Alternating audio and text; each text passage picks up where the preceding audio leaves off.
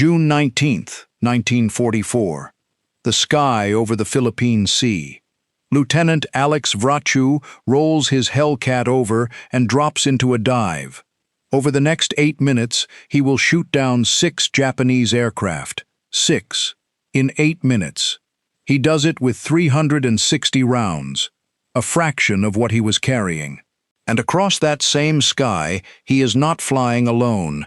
The men going down around him fly for a Navy that, 2 years earlier, had every American pilot in this ocean flying scared. Their airplane, the Zero, had once made American pilots afraid to turn, afraid to climb, afraid to fight it at all. So how did it come to this? And here is the stranger question.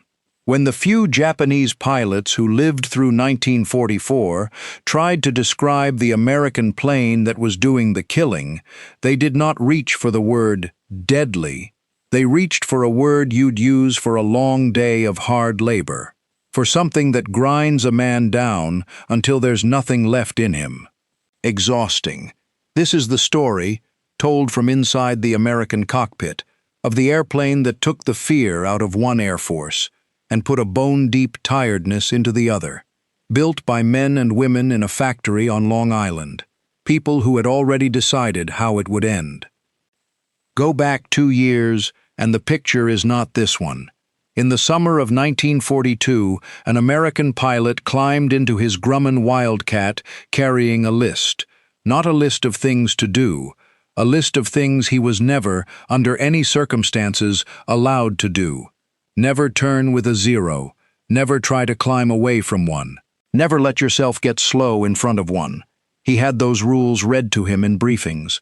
He heard them from the men who had already been out there, the ones who came back a little quieter than they'd left. And this is the part worth being honest about.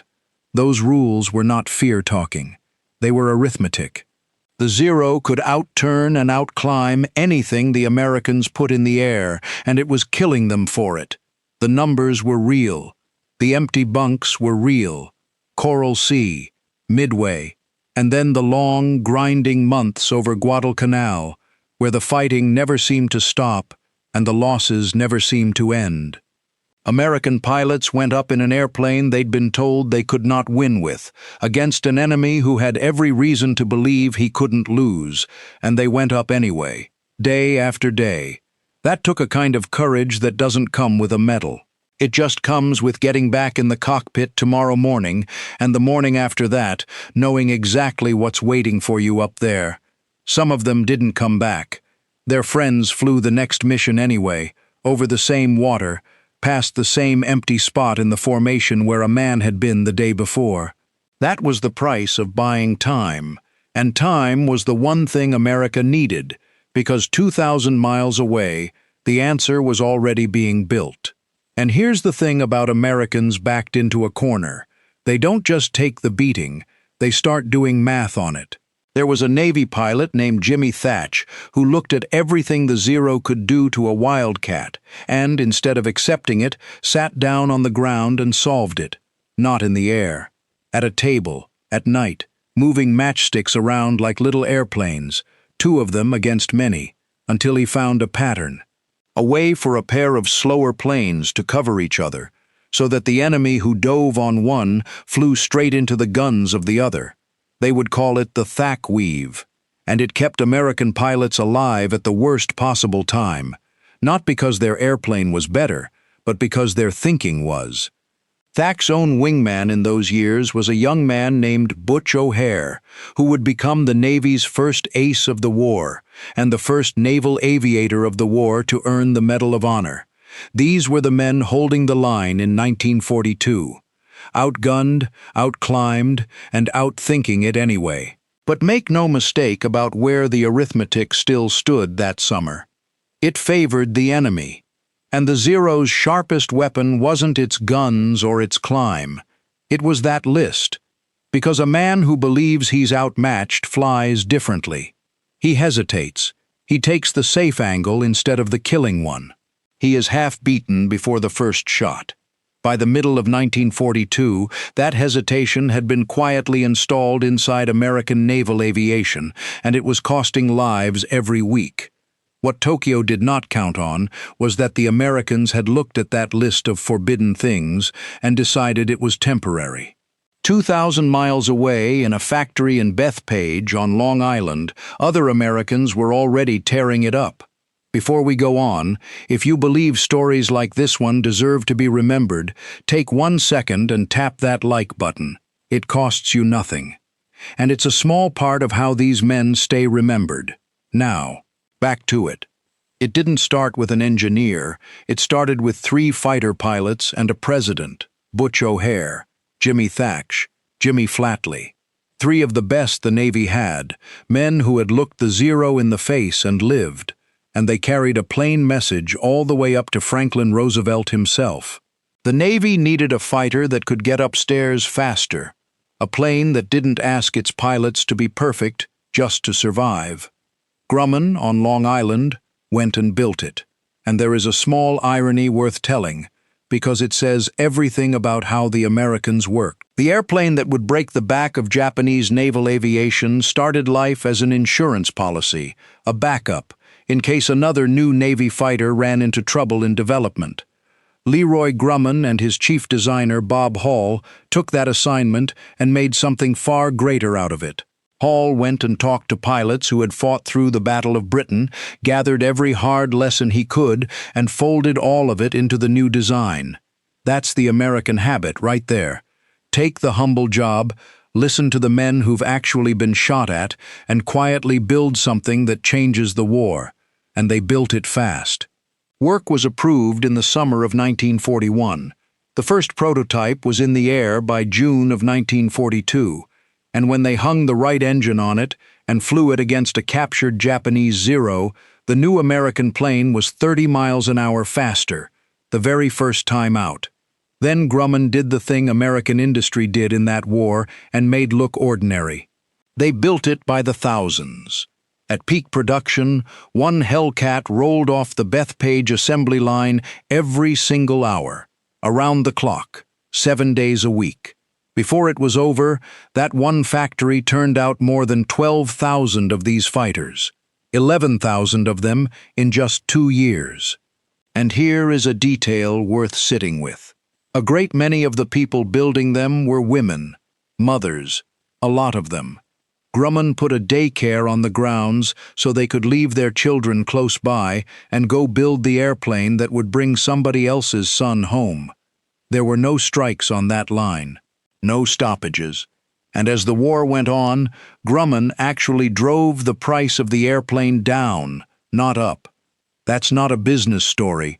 That's a whole country deciding it was going to win and putting its shoulder into it, men and women, on the line and in the cockpit both. Leroy Grumman had started the company in a garage on Long Island in 1929. And by the middle of the war, his people were building warplanes the Navy could not get enough of, and building them well enough to earn award after award for the quality coming off that line. The man's name went on the airplane, and the airplane earned the name back. The pilots had a name for what came out of that factory. They called Grumman the Iron Works, not because of the paperwork or the production numbers, because their Grumman airplanes could take a beating that should have killed them and carry them home anyway. The men who flew the things named the company after the one quality that saved their lives. Think about what it means that the pilots themselves chose that name. Not the Speedworks, not the Gunworks, the Iron Works, because when the fight was over and the shooting was done, what a man remembered was that the airplane had held together long enough to get him back to the deck. Hold on to that, because it's the whole idea. Listen to something Jimmy Flatley said about the older Wildcat, before the new plane even existed. "It shoots the enemy down in flames," he said, "and brings most of us home." Brings most of us home. That was the American idea of what a fighter is for. And the new airplane was going to drive that idea further than anyone ever had. Now put the two machines side by side. The enemy had built the Zero by taking things away. No armor, no self-sealing fuel tanks, no weight that didn't directly serve speed and turn. They stripped the fighter to the bone to make it light, and whatever that bought them in the air, it left the man inside it with almost nothing between his body and an American bullet. Japan built an airplane, and spent the pilot to fly it. The Americans built theirs the other way. They added armor plate behind the pilot's seat and behind his head, better than 200 pounds of it. Fuel tanks wrapped so a hit that should have turned the plane into a torch would seal itself and keep flying. A windscreen thick enough to turn a cannon shell at the right angle. Japan built a machine to kill a man. America built one to bring a man home. That was the whole argument, sitting right there in aluminum. Then there was the engine. The Pratt & Whitney R-2800, the double Wasp, the same brute of a power plant that hauled the big Army Thunderbolts around Europe. 2,000 horsepower, close to double what the Zero had. And famous for one thing above all, it kept running. Americans came home in that airplane with cylinders shot away, with whole sections of cowling gone, with damage that should have stopped the engine dead. And the R-2800 just kept hammering away, rough and loud and alive, and carried them back to the deck. Pilots told stories about limping home on an engine that had every right to quit, and didn't. That reputation wasn't marketing, it was earned, one shot-up airplane at a time. The new plane weighed nearly twice what a Zero weighed. On paper, that should have been a fatal problem. In the air, it was the answer, because all that weight came with all that power, and it made the Hellcat fast, faster than the Zero at altitude, far faster in a dive, fast at exactly the speeds where the Zero's controls turned stiff and heavy, where all that famous agility quietly drained out of it. Grumman gave it wide, sturdy landing gear, too, so a tired young pilot could set it down on a pitching carrier deck in the dark and walk away. Every choice came back to the same place. Get him there, get him back. 6 50 caliber guns in the wings, and they were mounted to do one job without mercy. Put a wall of fire exactly where the pilot was looking. One good burst was enough to tear a lightly built enemy plane apart, and the airplane didn't stop at daylight. Later, Hellcats carried radar in a pod on the wing and hunted at night, so that even the cover of darkness stopped being a place the enemy could hide. Day or night, the ironworks kept finding them. And the Americans knew, precisely, not by guesswork, where the Zero was weak, because they had gotten their hands on one and taken it apart, and flown it against their own planes until they had mapped every strength and every flaw. That's a story for another day. What matters here is that the Hellcat wasn't a hope. It was an answer, engineered against a specific enemy, and the men who flew it were handed a new way to fight. Stop turning, stop chasing, come down from above, fast, hit, and climb back to altitude before he can bring his guns around. Then do it again, and fly in pairs, the way Thack had drawn it up with his matchsticks, so the man on your tail becomes the man in your partner's sights. The American pilot stopped reacting. He started choosing. He chose the speed, the angle, the altitude. He chose the fight. On August 31, 1943, off the carrier Yorktown, Jimmy Flatley, the same Flatley who'd carried the message to Roosevelt, led the first strike these new fighters ever flew, against Marcus Island. The airplane worked.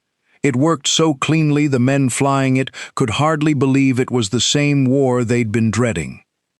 Late in 1943, the Japanese began meeting this airplane in numbers, and the reports they filed started to say the same things.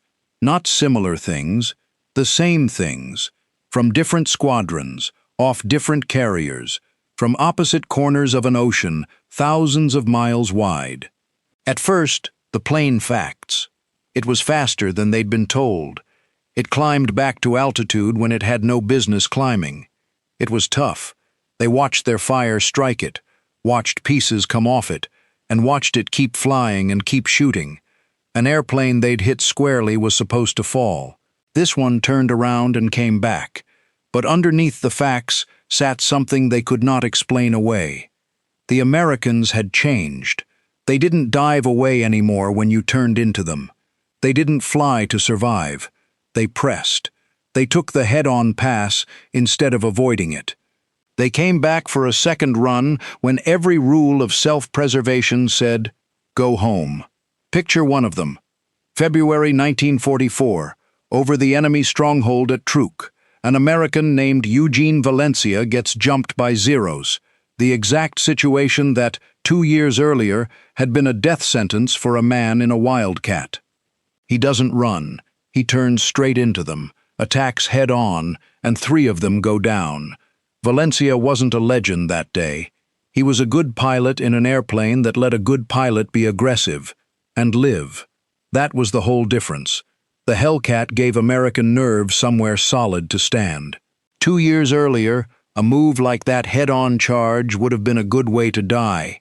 Now, it was a good way to win, because the man making it was flying something that would still be there when the smoke cleared. The airplane hadn't just changed the odds. It had changed what an American pilot was allowed to imagine doing, and it wasn't one man having one good day. It was the new normal. Dive from height, in pairs, in fours, out of the sun, hit hard, climb away, and come back around before the enemy could set his feet. Every pass on American terms. Every pass a choice. The enemy could no longer decide the shape of the fight. He could only answer it. A beat late, a beat behind, reacting to something an American had already set in motion. And in the air, the man reacting has already lost the most important battle, the one for the initiative, before a shot is even fired. And when the fight went badly for a moment, the airplane forgave the mistake. A pilot could take a hit, shrug it off in all that armor and structure, firewall the throttle, and be gone before the enemy could finish the job. The margin the Americans now flew with was enormous, and the enemy felt every inch of it. The young pilots flying those planes were learning something their older brothers hadn't been able to afford to believe in 1942, that they could go looking for a fight instead of bracing for one. And the man who'd shot down 6 enemy planes in 8 minutes over the Philippine Sea, Alex Vrachu, had learned his trade flying wing on Butch O'Hare himself. The line ran straight from the men who held on in the dark days to the men now doing the hunting. Before this plane, the Americans built everything they did around one question: how do we survive the Zero's strengths? Now they built everything around a different one: how do we destroy its weaknesses? Small change in words, the entire war in practice. And on the other side of it sat the man Japan counted on most, Saburo Sakai, the same enemy who'd beaten Pug Sutherland back in '42, was the ace Japan pointed to when it wanted to believe it could still win the air. So watch what the American airplane did to him. June 24th, 1944. The sky over Iwo Jima. A pack of Hellcats, off the carriers Hornet and Baton, closes on a single Zero. The man inside it is the pilot Japan trusted above almost any other. For nearly half an hour, he does not get to be an ace. He rolls, he skids, he breaks, and breaks, and breaks again. He does not land a meaningful shot on anyone. He runs, and when the clouds finally give him cover, he hides in them and slips away. That was the best outcome available to the best man Japan had left. Not a victory. Not even a fight. Half an hour of running and the privilege of living to run again. When he set down, the ground crews walked the length of his airplane looking for damage, and the story they told afterward wasn't about how well he'd flown. It was that the Americans had owned that sky so completely they'd turned Japan's most trusted pilot into a man with nothing left to do but survive. And here is where that strange word starts to make sense. The thing about the Hellcat wasn't that it was terrifying in the moment. It was that it never stopped. You could get a Hellcat off your tail. You could not keep it away. It would dive out of your reach, climb back into the sun, and come again from a new direction. And again. There was always another angle. There was always another pass. You couldn't win by not losing anymore. The Americans had taken that option off the table. You broke away clean. You caught your breath. You thought you'd bought yourself a little room. And there it was again, coming down out of the sun, already lining up the next pass. There was no version of the fight where you got to be the hunter. There was only how long you could keep being the hunted. And then, eventually, the fuel gauge dropped, or your eyes flicked to the wrong quarter of the sky for half a second, and the Hellcat was there. I've read a lot of these Japanese accounts over the years, and what stays with me isn't the fear in them, it's the tiredness. That's the word. Exhausting. Not because the Hellcat frightened them, because it never, for 1 second, let them rest. Now go back to Alex Vrachu and the 8 minutes we opened with. June 19th, 1944. The Great Marianas Turkey Shoot. You understand it now. 6 enemy planes in 8 minutes, on 360 rounds, wasn't a miracle, and it wasn't luck. It was what happened when everything arrived at once. The airplane, the training, and a generation of American pilots who no longer flew afraid. And there was one more American advantage in that sky, and it wasn't in any cockpit. It was on the ships. Down in the dark, in front of the radar screens, Americans were tracking the incoming raids while they were still miles out, and talking their Hellcats onto them by radio, sending them to exactly the right place, at exactly the right altitude, before the enemy even arrived. How they built that system is a story for another time. But the effect, that day, was total. The Hellcats weren't just better airplanes, they knew where to be. And Vrachu was one story in a sky full of them. That same day, a commander named David McCampbell led his fighters against a wave of Japanese aircraft bearing down on the fleet, and shot down 7 of them himself. Up and down the formation, it was happening over and over. Man after man was becoming an ace in a single afternoon. For the Americans in those cockpits, the sky was so full of enemy planes and so empty of real danger that it stopped feeling like the war they'd trained for. There were more targets than there was time to shoot them. An American said it was like an old-time turkey shoot back home. The name stuck, and it stuck because, from the American side of it, that is exactly what it had become. Over 2 days, the Japanese Navy lost close to 600 aircraft, and 3 of its carriers went to the bottom, 2 of them sent down by American submarines waiting beneath the battle, 1 of them broken open by American planes. The enemy had come out for a decisive fight. He got a decisive answer. The Americans lost 123 planes. But sit with that American number a moment, because it hides something. Most of those 123 were not shot down at all. The enemy barely touched them. They were lost on the night of the 20th. Young American pilots coming home in the dark after the second day's strike, running their tanks dry, going into the black water because there was no more fuel left to reach the deck. The Zero, the airplane that had once terrified them, was hardly even a factor in their losses anymore. The ocean took more of them than the enemy did. That is how far it had turned. 4 months later, one last picture. October 24th, 1944, at the opening of the battle for Leyte Gulf. David McCampbell, the same man from the turkey shoot, climbs, with a single wingman, into a formation of about 60 Japanese aircraft. 2 Americans, 60 of them. He doesn't wait for better odds. He wades in. He picks them apart, one and then another, working the edges of the formation, breaking it up, forcing it to scatter, a slow, deliberate dismantling of a force 30 times his own number.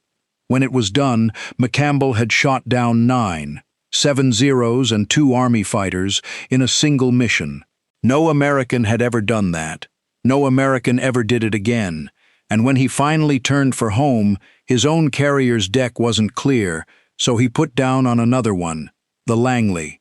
They checked his guns. 2 rounds left. They checked his fuel. There wasn't any.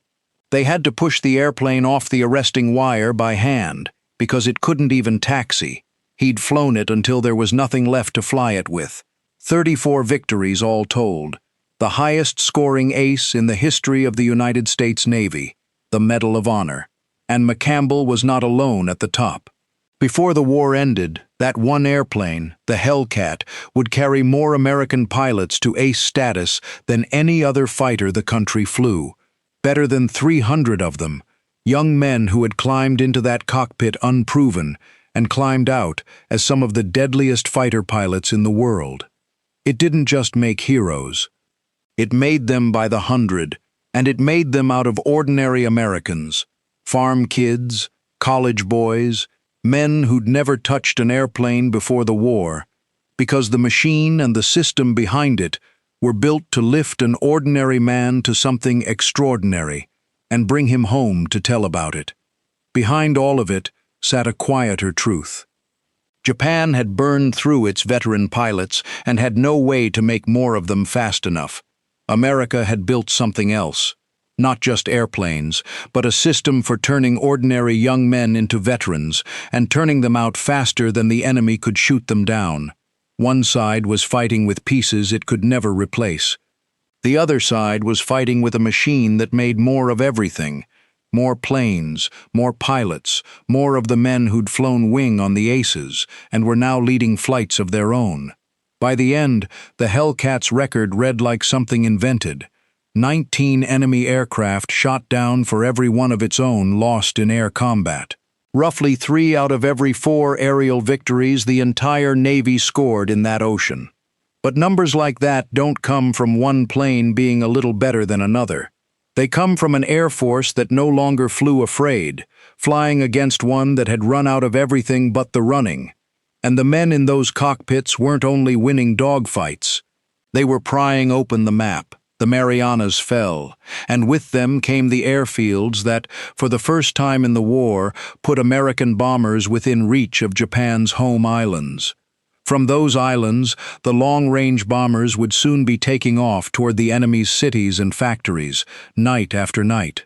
The exhaustion those Japanese pilots felt in the air was about to become something their whole country would feel. And it had begun with a fighter plane that simply would not let their pilots rest. By late 1944, exhaustion wasn't something one Japanese pilot felt in one cockpit.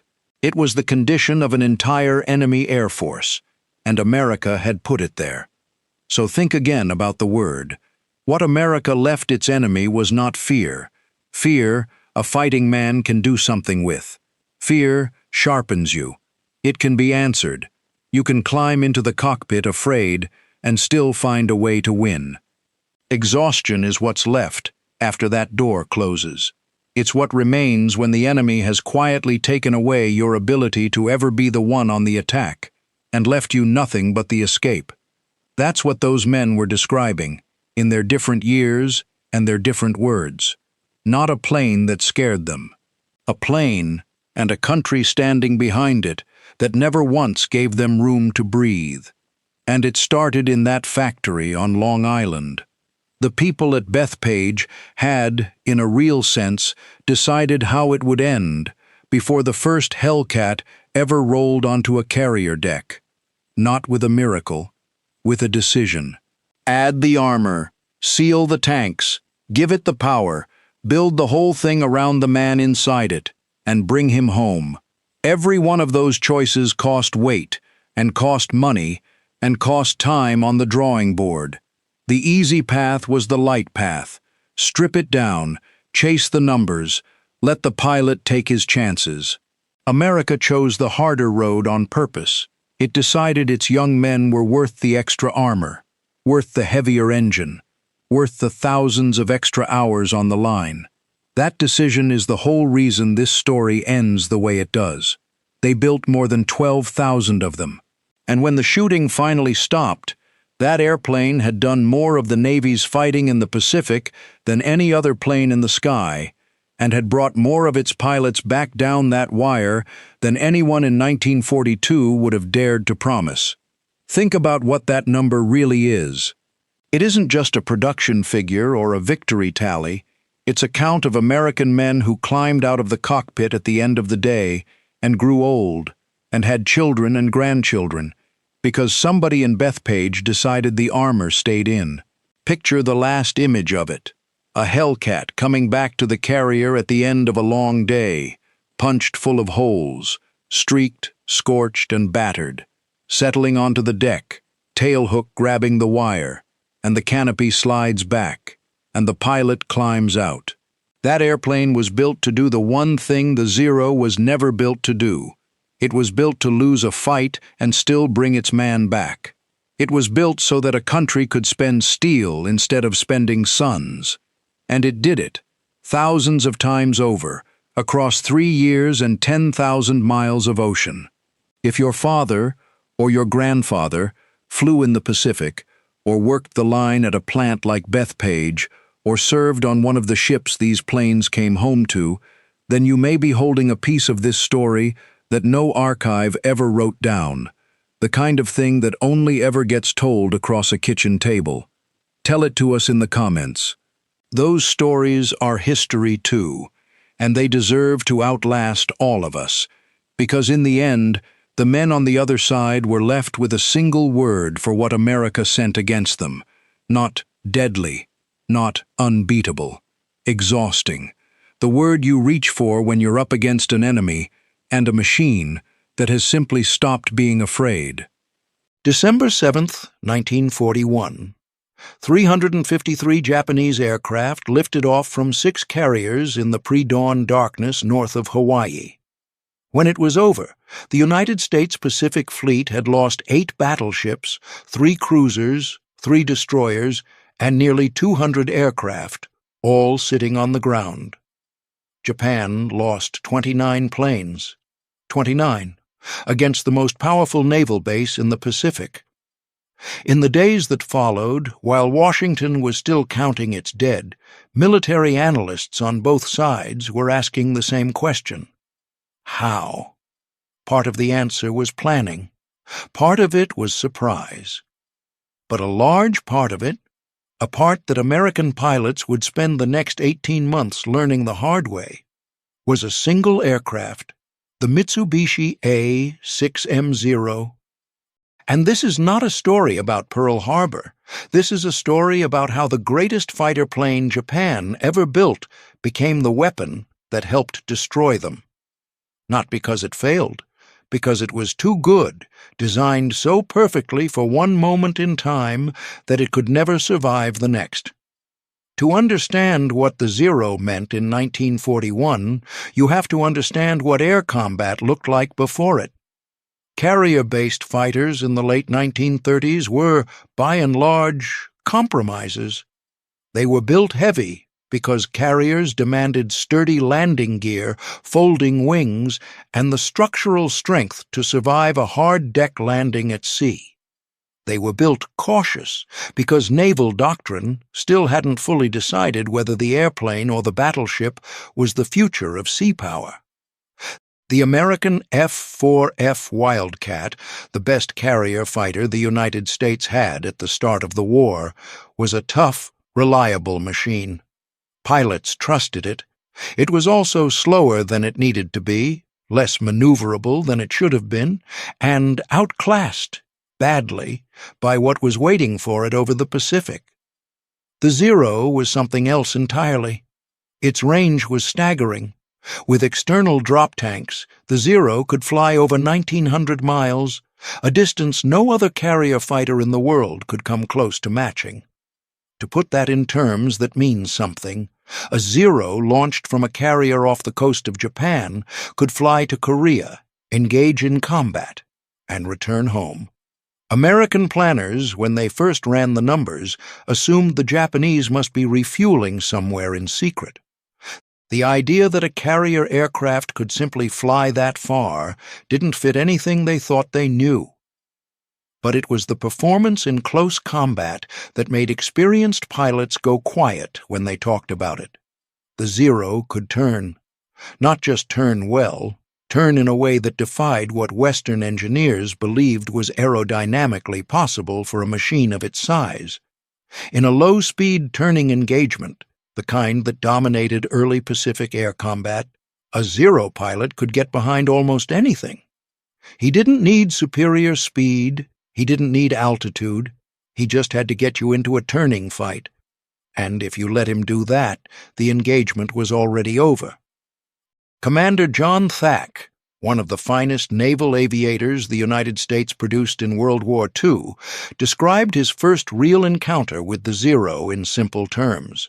He said it felt like the other pilot wasn't following the same rules of physics. Thatch was so shaken by what he saw that he went back to his quarters, got out a box of matches, and spent the night on the floor of his cabin working out a new way to fight.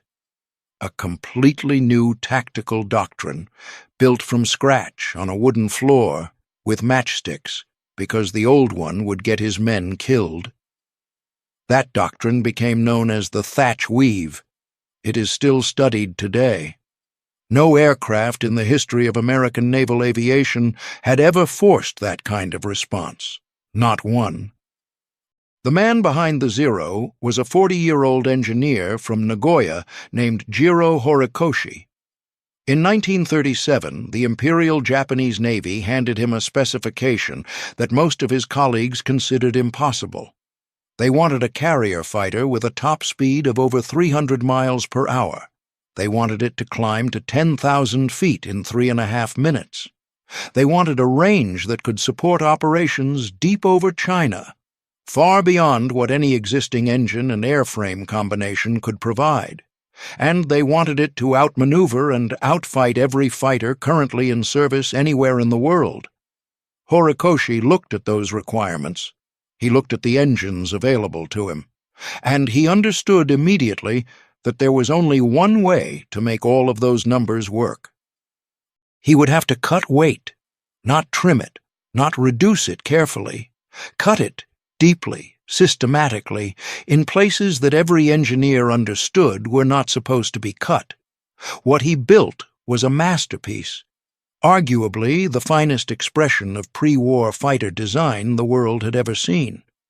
And hidden inside every elegant line of it, inside every gram he shaved, every safety margin he erased, were 3 engineering decisions that would eventually kill thousands of the men who flew it. The Zero didn't fail Japan. Japan built it perfectly. That was the problem. In the spring of 1942, a young American intelligence officer named Joseph Rochefort was handed a translated document pulled from a downed Japanese aircraft over China. It was a maintenance manual for the Zero.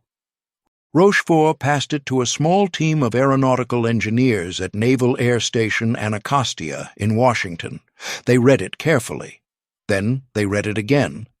Then one of them set it down on the table and said, quietly, to no one in particular, "They didn't put any armor in it. Not reduced armor, not lighter armor, none." To understand why that mattered, you have to understand what armor meant to a fighter pilot in 1942.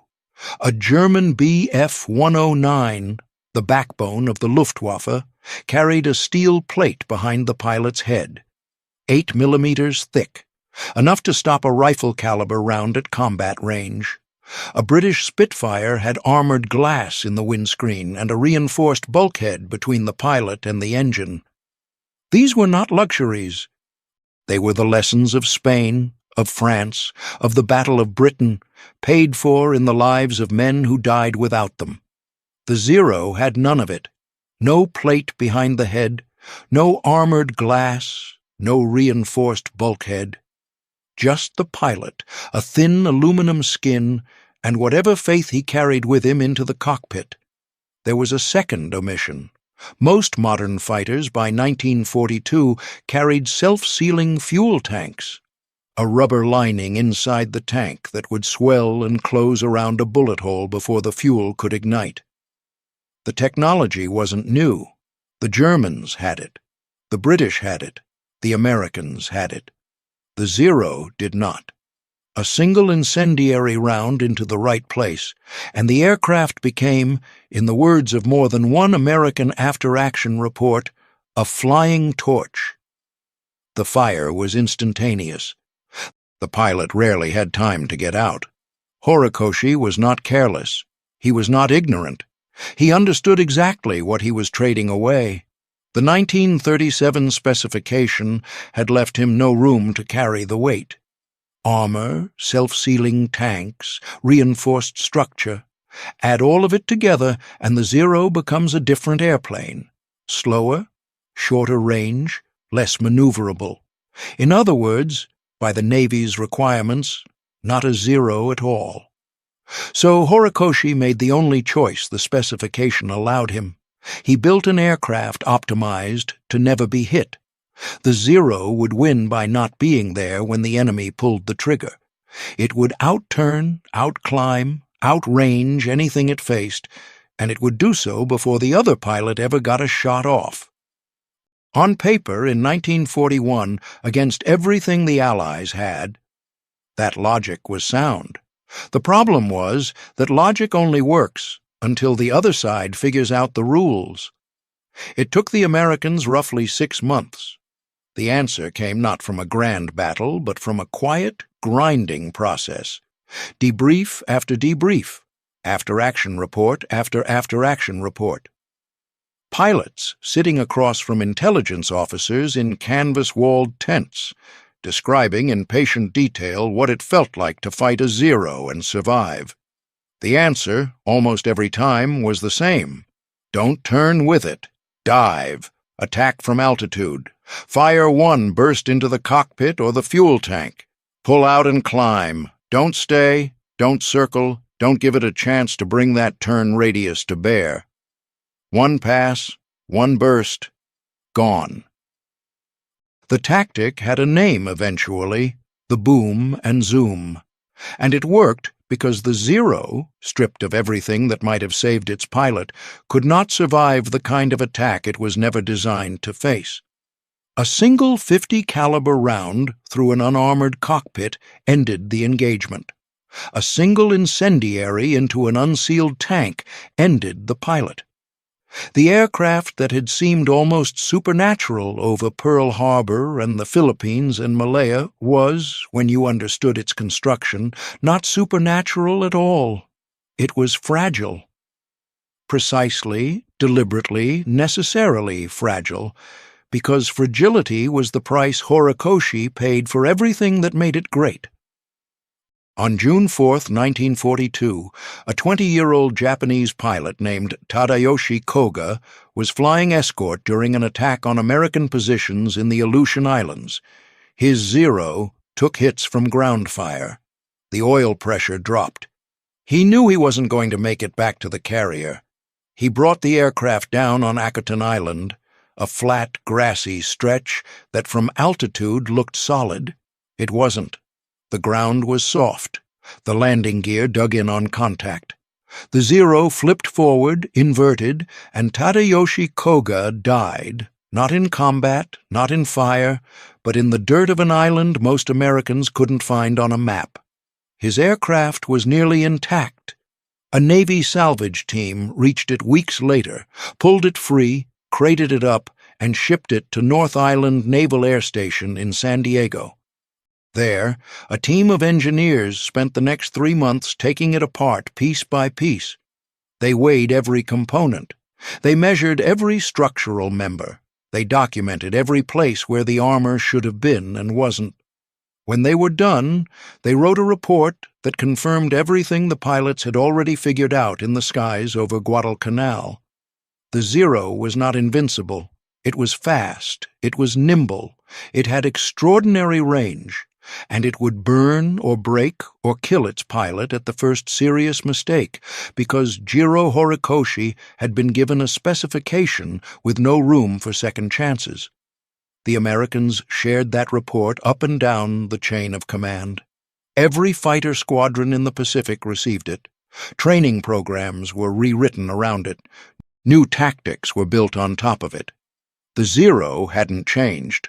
That was the problem the Americans were counting on, because while they were reading the Akutan report and drawing conclusions, Zero production in Japan was running at full speed, rolling the same aircraft, with the same emissions, off the same assembly lines. Month after month, year after year. And the reason for that was not stubbornness or ignorance or a failure of engineering talent. It was something built into the aircraft itself and into the organization that built it. That is the second flaw. In the fall of 1942, the Grumman Aircraft Engineering Corporation in Bethpage, New York, received an unusual request from the United States Navy.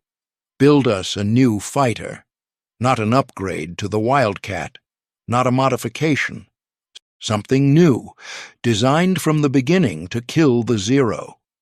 The chief engineer assigned to the project was a methodical, soft-spoken man named William Schwendler. Schwendler had read the combat reports from the Pacific. He had studied the performance data. He understood precisely what the Zero could do, and more importantly, what it couldn't. He sat down with his team and asked a question that Jiro Horikoshi had never been allowed to ask. What is this aircraft going to face 5 years from now? And how do we make sure it can handle that, too? The answer became the F-6F Hellcat. The Hellcat was, by almost every traditional measure, an inferior aircraft to the Zero. It weighed nearly twice as much. It was less maneuverable at low speed. It couldn't match the Zero's range. Experienced Japanese pilots, when they first encountered it in 1943, were not particularly impressed. They had seen heavier American fighters before. What they hadn't seen, what they couldn't see from the outside, was what Schwendler had built into the Hellcat that had nothing to do with its current performance. He had built room for a more powerful engine, room for additional armor, room for heavier armament, room for the instruments and electronics that engineers already knew were coming. The Hellcat's fuselage was wider than it needed to be. Its engine mount was stronger than its current engine required. Its electrical system had capacity well beyond what the 1942 version of the aircraft actually used. Schwendler wasn't building a fighter for 1942. He was building a platform, something that could absorb the lessons of combat and become a different, better machine without ever leaving the assembly line. Between 1942 and 1945, the Hellcat went through continuous improvement. The early model gave way to a later, faster version. Engine output increased. Armor was added. The cowling was redesigned for better cooling at high speed. Each change was driven by the same process. Pilots reported a problem, engineers proposed a solution, the solution went into production. The cycle took months, not years. The Zero, in that same period, received no comparable upgrade. Not because Japanese engineers weren't capable, not because Horikoshi hadn't seen the problem, but because the Zero's airframe, pared down to the bone to meet that 1937 specification, had no room left. The engine mount couldn't accept a significantly more powerful engine without rebuilding the entire nose section. The fuselage couldn't carry meaningful armor without pushing the center of gravity past the point where the aircraft remained controllable. The electrical system had no spare capacity for the instruments and electronics that were becoming standard on American and British fighters by 1943. Every path to improvement led to the same conclusion: you would have to build a new airplane. The Japanese knew it. In 1942, Mitsubishi began development of a true successor to the Zero, designed without the compromises that had crippled its predecessor. It first flew in May of 1944. By then, the Hellcat had been in combat for 8 months. By then, the war in the Pacific had 14 months left. The successor never entered operational service. The numbers tell the rest of the story. When the Hellcat entered combat in August of 1943, the kill ratio between American and Japanese carrier fighters was roughly even, a brutal, costly back and forth that neither side was clearly winning. By the spring of 1944, it wasn't even anymore. On June 19th and 20th, 1944, in the waters west of the Mariana Islands, the Imperial Japanese Navy launched the largest carrier airstrike of the entire Pacific War. 473 aircraft in coordinated waves aimed at the American fleet supporting the invasion of Saipan. What happened next entered the history books under a name that American pilots gave it themselves, with the casual, terrible humor of men who had stopped being afraid of something they had once feared greatly. They called it the Great Marianas Turkey Shoot. Japan lost somewhere between 550 and 600 aircraft over those 2 days, the exact count still debated by historians. The United States lost 23. There are battles that turn wars, and then there are battles that confirm what the math had already decided long before the first plane left the deck. Marianas was the second kind. The Hellcat that met the Zero over the Philippine Sea in June 1944 was not the Hellcat of 1942. It was faster. It was better armed. Its pilots were trained on everything 2 years of hard combat had taught. The Zero was the Zero of 1941, older, unimproved, carrying the same compromises, the same gaps in its armor, the same limits on its airframe as the day it first flew. That is what 5 years of building room looks like against 5 years of building perfection. But the machines were only part of it. Because by June of 1944, the men sitting inside the Zero were not the men of 1941 either. And that story begins not on the assembly line and not in the cockpit, but in the way Japan chose to treat the pilots who were coming home. Or rather, the ones who still could. In the summer of 1943, a Navy fighter pilot named Alex Vrasiu returned to his carrier after an engagement over the Central Pacific. He was 23 years old. He had just shot down his third Japanese aircraft. Before he had finished removing his flight gear, an intelligence officer was waiting for him with a notepad. They sat down together for 2 hours. The officer asked about the engagement from the beginning: altitude, airspeed, angle of attack, where the rounds hit, how the Japanese pilot responded, what Vrasiu did right, what he might do differently next time. He asked whether the new gun settings were working as intended. He asked whether Vrasiu had any suggestions. That conversation, or one exactly like it, was happening on every American carrier after every engagement across the entire Pacific theater. The reports were compiled, patterns were identified, recommendations went to the manufacturer within weeks.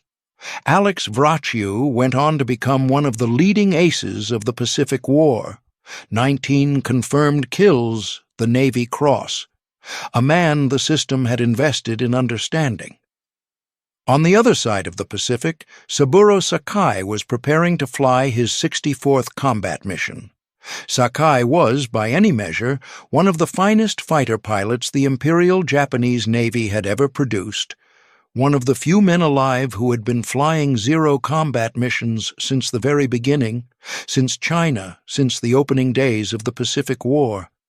He had forgotten more about the Zero's real-world limits, the specific ways it was likely to get you killed against an opponent who had learned to fight it, than most engineers would ever know. Nobody asked him. Not in any systematic way, not with a notepad and 2 hours and a set of questions designed to turn his experience into something useful. When Sakai returned from a mission, he was given time to rest and then sent back up. His knowledge stayed with him, personal, unrecorded, inaccessible to the men designing the next version of the aircraft in a factory in Nagoya that might as well have been on the moon. This was not an accident. It was the result of 3 structural realities that ran through the Imperial Japanese military from top to bottom. The first was cultural. In the Japanese naval tradition of that era, a report of genuine failure, unvarnished, uncomfortable failure, carried a weight that went beyond professional consequence. It touched something deeper. Something that made officers at every level instinctively reshape the facts before passing them upward. Losses were minimized in the telling. Weaknesses were framed as temporary. The picture that reached senior commanders was consistently, systematically rosier than the picture that existed in the cockpits over Guadalcanal and Rabaul and the Solomons. After the catastrophic defeat at Midway in June 1942, 4 fleet carriers lost, the core of Japan's offensive air power gone in a single afternoon. The full scale of the disaster was withheld from the Japanese public for the duration of the war. Internally, the analysis that did occur was shaped more by the need to protect reputations than by the need to understand what had gone wrong. Decisions made in the months that followed were built on a foundation of information that had been quietly, carefully, fatally adjusted. The second reality was structural. Mitsubishi's design team worked in Nagoya. The war was being fought over islands most of those engineers had never seen on a map. There was no formal channel, no regular process, by which the experience of combat pilots made its way back to the drawing board in any timely way. When Horikoshi and his team eventually received performance data from active operations, it arrived months after the relevant engagements. Filtered, summarized, stripped of the specific ground-level detail that engineering decisions actually require. The men who could have told them exactly how the Zero was failing and where and why were flying the next mission. Or they were dead. The third reality was perhaps the most insidious. By 1942, the Zero was not just an aircraft, it was a symbol. It was the machine that had humiliated the United States at Pearl Harbor, that had swept the skies clean over Malaya and the Philippines, that had made Japanese air power the most feared in the Pacific. To acknowledge, formally and officially, that the Zero was falling behind, that it could no longer compete with what the Americans were flying, was not simply a technical concession. It was an admission that the strategy built around it had been wrong, that the war was going wrong. In an institution where delivering that message could end a career, or worse, nobody delivered it. Not clearly, not loudly, not in time. The consequences arrived on a precise schedule. In 1941, the average Japanese Navy fighter pilot had logged somewhere between 300 and 500 hours of flight time before entering combat. Many had combat experience from China. They were, by any standard, among the most proficient military aviators in the world. By late 1943, the attrition had become unsustainable. Those pilots, the ones who had built the legend of the Zero, were gone, dead or wounded or worn past the point of use. Replacements were coming out of training programs that had been compressed, first to 200 hours, then to 150, then lower still, because Japan was running short of the aviation fuel needed to train them properly.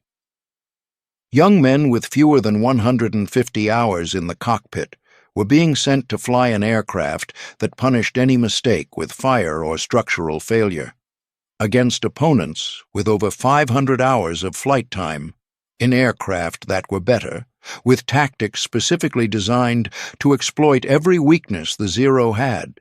The outcome was not a battle, it was arithmetic. Saburo Sakai survived the war. He was one of very few pilots from the early Zero squadrons who did. In his memoirs, written years after the surrender, he described watching the new pilots arrive at his unit in 1944.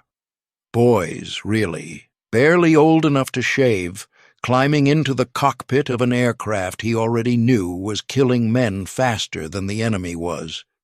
He wrote that he wanted to tell them everything he had learned, every mistake to avoid, every situation that would get them killed before they understood what had gone wrong. He said he tried, sometimes, talking between missions, sharing what he could in the hours between flights. But there was no system for it, no structure, no process that turned what he knew into something that could change the aircraft or the training or the tactics in any way that might have mattered at the scale the war required. He knew what was wrong. He had known for 2 years. The organization around him simply had no way to hear it. 3 flaws: a frame too light to survive a single mistake, a design too perfect to accept a single improvement, and a system too rigid to act on a single honest report. Each one, alone, might have been managed. Together, they created something that could not be stopped from the inside, only from the outside. And by the time the outside arrived in force, there was one answer left, one terrible, final answer. That is what comes next. There is a word in Japanese, toko, that the Imperial Navy used in its official communications after the fall of 1944. It means, translated cleanly, special attack. It is a bureaucratic word, precise, neutral, institutional. It describes, in the language of naval administration, the act of loading an aircraft with explosives, pointing it at an enemy warship, and asking the man in the cockpit not to come back. The Americans called it kamikaze. The wind that saved Japan once, 7 centuries earlier, when a typhoon scattered the Mongol fleet before it could reach the shore. The name was chosen deliberately. It was meant to evoke destiny, providence, the hand of heaven intervening at the final hour. What it actually was, stripped of the poetry, was a logical conclusion. By late 1944, a conventional zero attack against a properly defended American fleet had a survival rate that approached 0. The aircraft was outclassed. The pilots were undertrained. The tactics that might once have compensated for the Zero's limitations required a level of skill and experience that no longer existed in sufficient numbers to matter.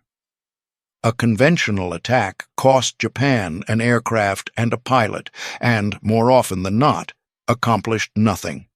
A Toko attack cost Japan an aircraft and a pilot, and had a meaningful chance of putting a ship out of action.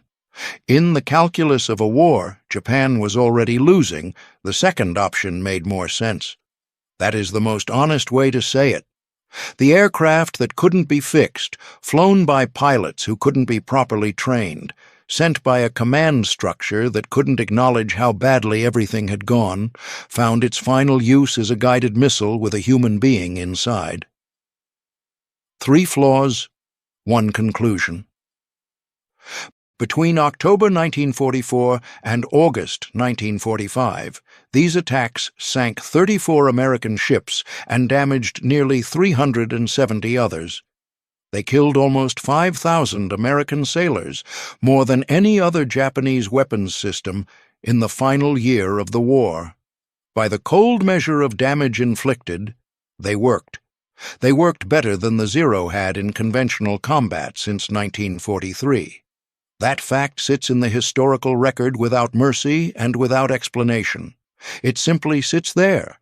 Japan built 10,939 Zero fighters over the course of the war. Production never stopped, not when the kill ratios reversed, not when better American fighters arrived, not after the Marianas. The assembly lines kept turning out the same aircraft, the same airframe, the same compromises, the same beautiful, brittle machine, because there was nothing ready to replace it and no system capable of admitting, loudly enough, that it needed to be replaced. The last Zero rolled off the line in the summer of 1945, 2 months before the surrender. Jiro Horikoshi lived until January of 1982. He spent the post-war decades in a Japan rebuilt almost entirely by the same industrial discipline that had once built his aircraft. He wrote, he lectured. He was, in the careful and somewhat melancholy way of men who outlive the things they made, reflective about the Zero. In the book he wrote about the design process, he described with the clarity, that only distance allows the fundamental nature of what he had been asked to do. He had been handed requirements that no existing engine could fully satisfy. He had been given no margin for safety, no room for growth, no allowance for the possibility that the war might last longer than 6 months, or that the enemy might learn, or that the world the Zero was designed for might not be the world it would have to fight in. He had been asked to build the perfect weapon for a specific moment in time, and he had done exactly that. The failure was not in the execution, it was in the question that nobody thought to ask. What happens when the moment passes? December 7th, 1941. 353 aircraft, 29 lost. The greatest single demonstration of carrier air power the world had ever seen, and at the center of it, 10,939 times over, from that morning until the last day of the war, an aircraft with no armor behind the pilot's head, no protection for its fuel, no capacity to become anything other than exactly what it already was. The Zero didn't lose the Pacific War. Japan lost the Pacific War for many reasons that had nothing to do with any single aircraft, but the Zero is the shape of how they lost it. A nation that built something perfect and then built it again, and again, and again, and again, long after the world had moved on and made that perfection irrelevant. The Mongol fleet was real. The divine wind that scattered it was real. But winds don't come on command, and this time no one thought to ask whether the weather had changed. January 27th, 1945. 10,000 feet above Tokyo. Captain Teruhiko Kobayashi rolls his Kai-61 onto its side and pushes the nose down. Below him, in a tight formation moving northwest at 220 miles an hour, a B-29 Superfortress is on its bomb run. He has done this before. He knows the geometry exactly, where the remote gun turrets can reach and where they cannot, the angles the gunners track and the angles they lose, the narrow window of sky above and behind the left-wing route where a diving fighter has maybe 3 seconds before the tail guns come around. He knows all of it. He picks his angle, nose down, throttle full. He does not fire. He does not pull up. He is 24 years old, the youngest squadron commander in the entire Imperial Japanese Army Air Force. His name has been in the Tokyo newspapers almost every week since December. Schoolchildren know his face. The Army has put him in for the Bukosho, the highest combat decoration Japan gives to a living soldier. His men would follow him into anything. And the only way he has found, after months of study, months of training, months of watching his pilots die working out the geometry of this problem, the only reliable way to bring down this single American bomber is to fly his own airplane directly into it. That is not a tactic. That is a confession. This story is not about what happened in the air on January 27th.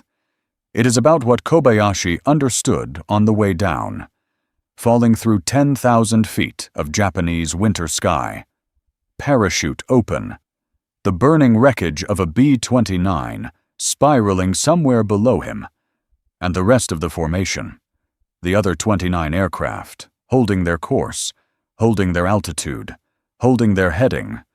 Not one plane peeled off. He had time to think. On the way down, he understood something about that airplane, and about the people who built it, people whose names he would never know, people whose names none of us ever learned. The order comes through on a Thursday. Captain Teruhiko Kobayashi is 31 days from his 25th birthday, when he is handed command of the 244th Sentai. He is the youngest man ever given that rank in the Imperial Japanese Army Air Force. The officer he replaces, Captain Takashi Fujita, is a veteran with years in the cockpit. Fujita did not fail. He was rotated out because the Army needed something different now. What was coming required a different kind of man. Kobayashi walks the flight line at Chofu on his first morning in command. 40 Ki 61, high-end fighters. The Ki 61 is a good airplane by any honest measure. Fast, solidly built. The only liquid-cooled engine in Japan's Army Air Force, which gave it a performance envelope that surprised Allied pilots the first time they tangled with it over New Guinea. It could climb. It could dive without shaking apart. Its pilots trusted it, which counted for something. He counts his men. Most of them are 20 years old. Some are younger. They came out of flight school in the last 6 months with 100 hours in the cockpit, maybe 120. In 1941, a Japanese Army pilot needed twice that before anyone put him in a combat aircraft. By November 1944, Japan does not have twice that to give. The 244th Sentai is considered, by the Imperial Japanese Army, an exceptional unit. These are the best home defense pilots Tokyo has.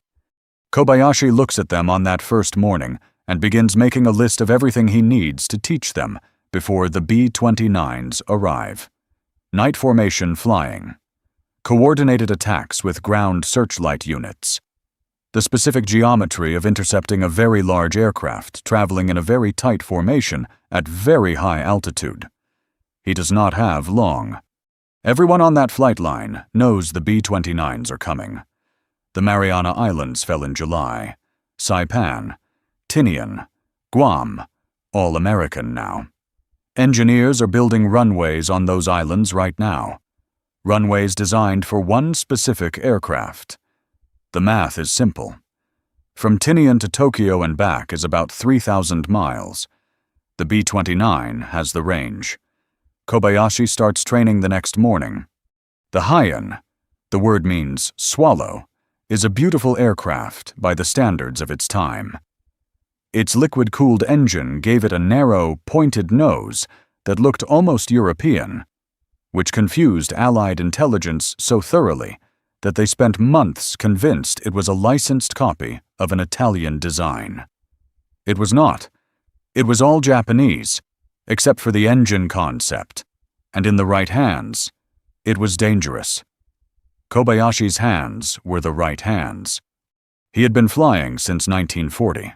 Started in light bombers, the obsolete Kai-32, which he flew in Hong Kong in December 1941, attacking British installations in the opening days of the war. Then Manchuria with the 66th Sentai. Then retrained as a fighter pilot in late 1943, then kept in Japan as an instructor.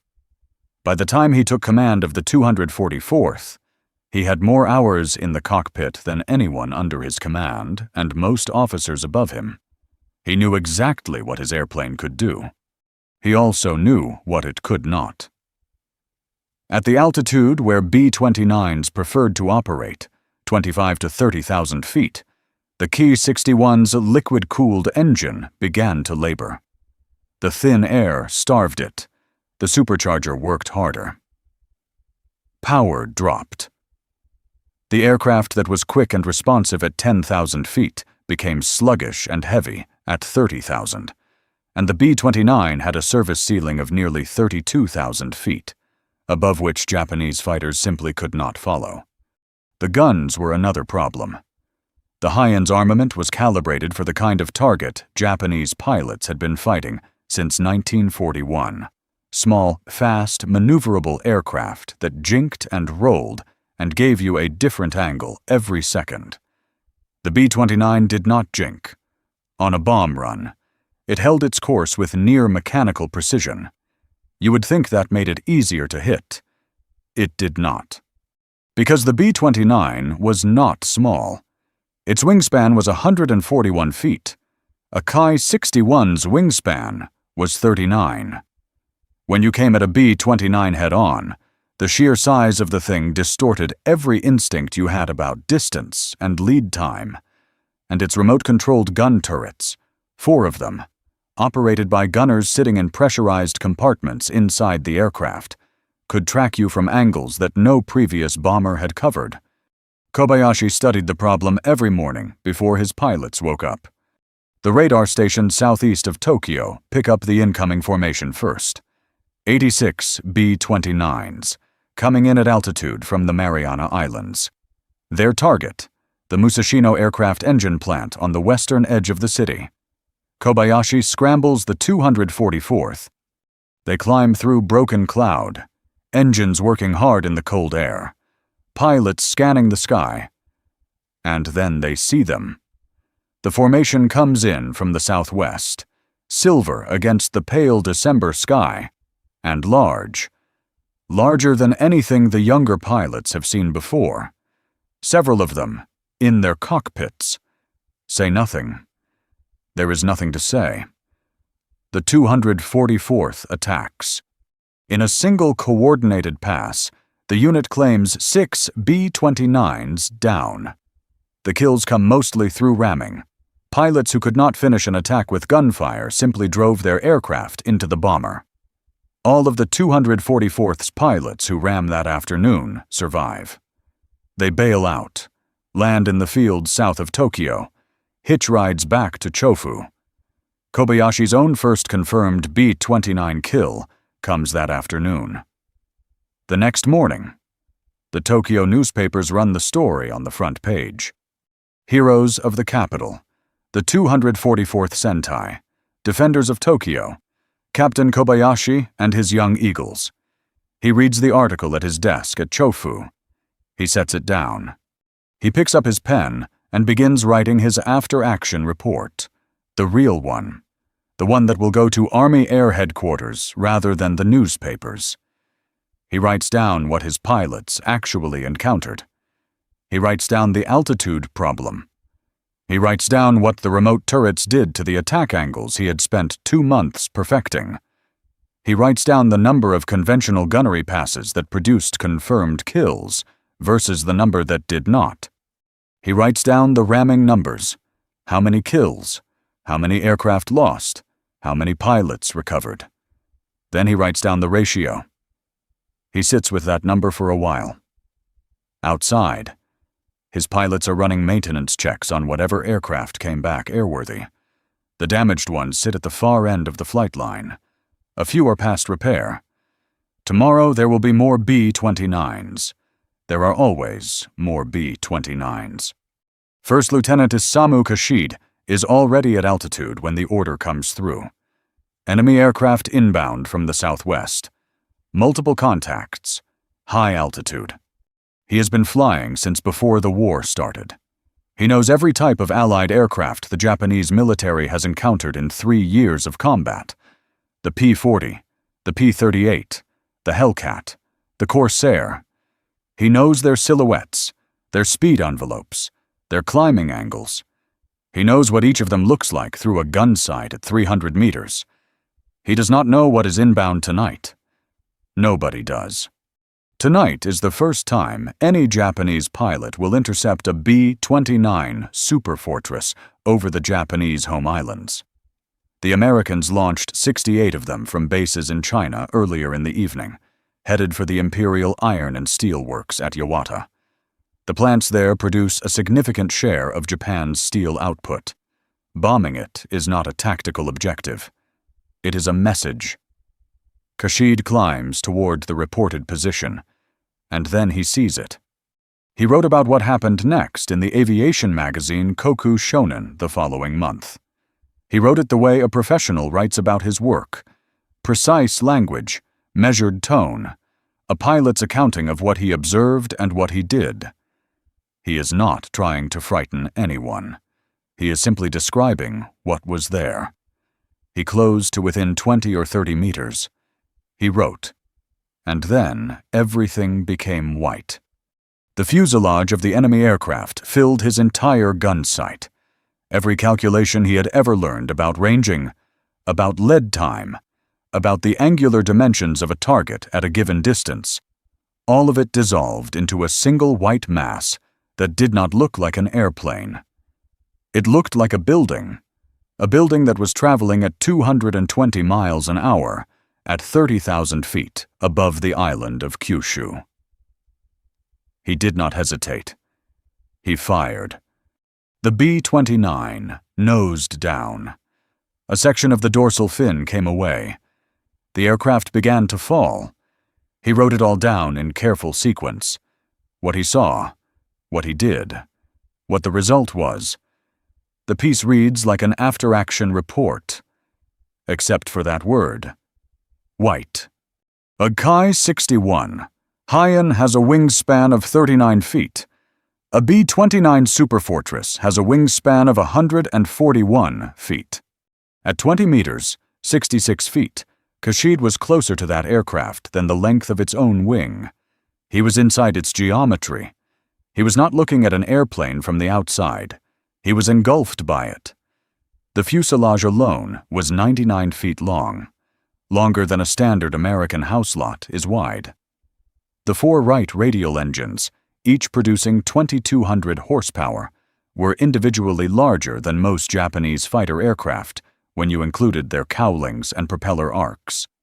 Kashid had been trained to fight things that moved like birds. Fast, sharp-cornered, reactive. The B-29 did not move like a bird. When it sensed him and began to climb, trying to gain altitude to escape. The motion was enormous and slow, the way a ship changes course in open water, a thing so massive that its movement happens in a different register than everything around it. He described it starting to climb. The phrasing is quiet. He was watching something the weight of 60 tons respond to the threat of his 39-foot fighter, the way a river responds to a stone. The B-29 was many things the Japanese military had no answer for. It flew at altitudes where Japanese engines lost power and Japanese pilots lost judgment from oxygen deprivation, 30,000 feet and above, where the air was so thin that a man in an open cockpit became confused and slow within minutes. The B-29's crew flew in a pressurized cabin. They sat in their shirt sleeves. They could stay up there for hours. Its gun turrets were remote-controlled. The gunners did not sit exposed in open positions where a strafing pass could kill them. They sat inside the aircraft, behind armor plate, aiming through optical sighting systems. You could not suppress those guns by attacking the gunner. There was no gunner to see. Its range was 3,300 miles with a combat load. From the Mariana Islands to Tokyo and back was roughly 3,000 miles. The B-29 could make that trip, drop 20,000 pounds of bombs on whatever it was sent to destroy, and fly home. Every one of those capabilities had a human history behind it. A decision made in a design meeting in Seattle, or a materials choice in a factory in Wichita, or a tooling innovation worked out by a machinist in Marietta, Georgia, who had never seen a gun fired in his life. The B-29 program cost $3 billion, more than the Manhattan Project. It employed hundreds of thousands of workers across 4 main assembly plants and over 1,400 subcontractors. At its peak, the Boeing plant in Wichita, Kansas, was completing 4.2 B-29s every single working day. Not every week, every day. The men and women who built those aircraft never left Kansas. They drove to the plant before sunrise. They drove home after dark. They worked 2 shifts, sometimes 3. They built something most of them would never see fly over anything except flat Kansas prairie. The people in those factories never fired a gun. Most of them never left the county where they were born. But at 30,000 feet over Japan, what they had built was more present than anything the Japanese military could put in the air against it. If this story is reaching you, if something in it is connecting to what your grandfather was part of, whether he flew one of these or riveted one together, or just worked a shift at a plant that made parts for something this war needed, hit the like button. Not for this channel. For him. He didn't get a headline either. Back at Chofu, after December 3rd, Kobayashi sits with his numbers. The 244th flew against 86 B-29s that afternoon and claimed 6 destroyed. The newspapers said the defenders of Tokyo had driven back the American raiders. The emperor's capital was safe. The 244th Sentai was the sword of Japan. Kobayashi's report said something different. 6 kills from 86 aircraft. Most of those 6 came from ramming. Conventional gunnery, the standard passes his pilots had been drilling for months, had produced a handful of damaged aircraft and very few confirmed kills. The B-29's structure absorbed punishment that would have torn apart anything else in the sky. Its remote turrets tracked his pilots through attack angles that no previous bomber had covered. The altitude gap, the difference between where the B-29 preferred to operate and where the Ki-61 could fight effectively, was not a narrow margin that training could overcome. It was a design fact. He filed the report. The newspapers kept running the headlines. Here is the arithmetic that Kobayashi understood and did not write down, because there was no point in writing it down. At the Boeing plant in Wichita, Kansas, 4.2 B-29s were rolling off the assembly line every working day. There were 3 other production plants besides Wichita: Bell Aircraft in Marietta, Georgia, Martin in Omaha, Nebraska, Boeing's own facility in Renton, Washington, all 4 plants running simultaneously. The B-29 program had already reduced the man-hours required to build one aircraft from 157,000 to fewer than 20,000. They were getting faster. The 244th Sentai had 40 Ki-61s, replacement parts for the high-end's liquid-cooled engine, the component that made it different from every other Japanese fighter. The component that gave it the performance Kobayashi depended on took weeks to arrive, sometimes longer. The engine factory that supplied the Ki-61's power plant was a single building in Akashi. One American bombing raid in January 1945 would destroy it entirely. Japan was not building fighters at 4.2 per day. Japan was not building fighters at 4.2 per week. In the arithmetic of 1944, every time the 244th rammed a B-29, they traded a pilot and an aircraft for one position in a formation of 80. The production line in Wichita replaced that B-29 in about 6 hours. Japan replaced the Ki-61 in weeks, if the parts came through, and could not replace the pilot at all, not with anyone who had Kobayashi's hours in the cockpit, not with anyone who had seen a B-29 up close and lived to teach the lesson. The ramming was not recklessness. Kobayashi was not sending his men to die for nothing. He had worked the problem from every angle his training and experience could reach, and ramming was the answer that came back every time. It was the rational solution to a gunnery problem that conventional munitions could not solve at the altitudes and closing speeds involved. A head-on attack against a B-29 gave you perhaps 3 seconds to fire before the turrets found you. 3 seconds at a closing speed above 500 miles an hour. The math on hitting something critical in 3 seconds was not favorable. Ramming worked. His pilots came back. Some of them, they bailed out, landed in fields, hitched rides back to Chofu, flew again the next week. The problem was that the math on the other side never changed. In the evenings, after the maintenance crews finished and the flight line went quiet, Kobayashi's pilots talked. They had all seen things now that the public had not seen. They knew what the B-29 looked like at 20 meters. They knew what the remote turrets sounded like tracking a Ki-61 through a turn. They knew that a B-29 hit hard, on fire, losing altitude, would not take the rest of its formation with it. The other aircraft held their course, every time. This is the detail that registered differently to a professional aviator than it did to a newspaper reader. A civilian reading the December 4th headlines understood the B-29 as a powerful weapon that Japan's brave pilots were fighting with great skill and sacrifice. That reading was not wrong. A pilot who had been at 20 meters understood something else. He understood that the aircraft's behavior under attack wasn't the behavior of something that could be frightened. It flew the heading it was given. It dropped the bombs it carried. It flew home. The men inside it were brave, but their bravery was not what kept the formation intact. The formation stayed intact because the aircraft made it possible to stay intact. The aircraft could do that because of decisions made in Seattle and Wichita and Marietta.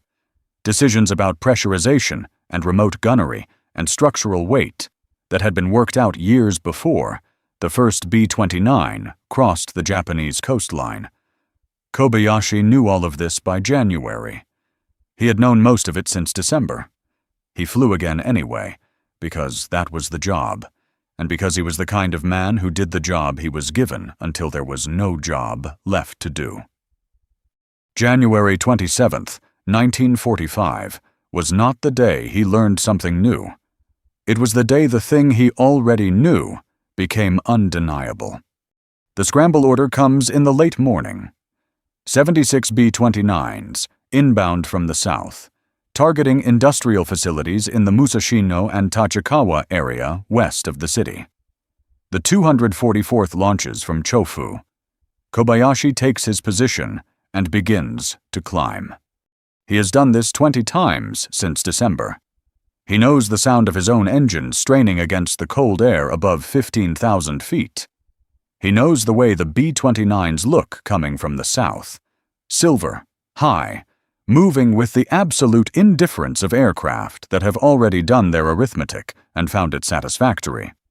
He selects his target. One aircraft, slightly displaced from the main formation on the left side.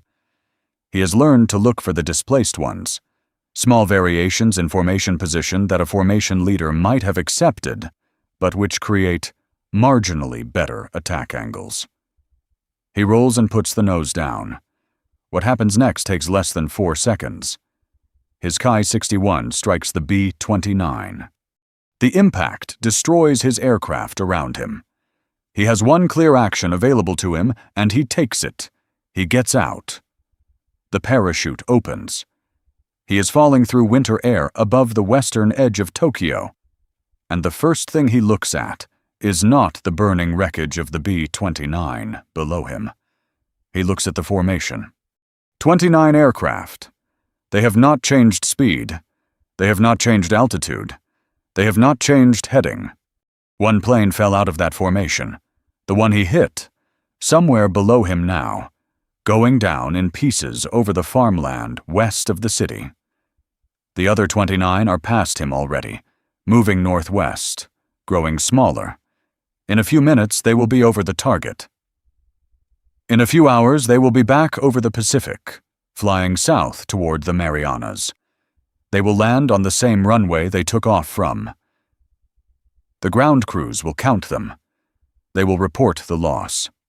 Somewhere in Kansas, within the week, another B-29 will leave the end of an assembly line and be handed to a ferry crew.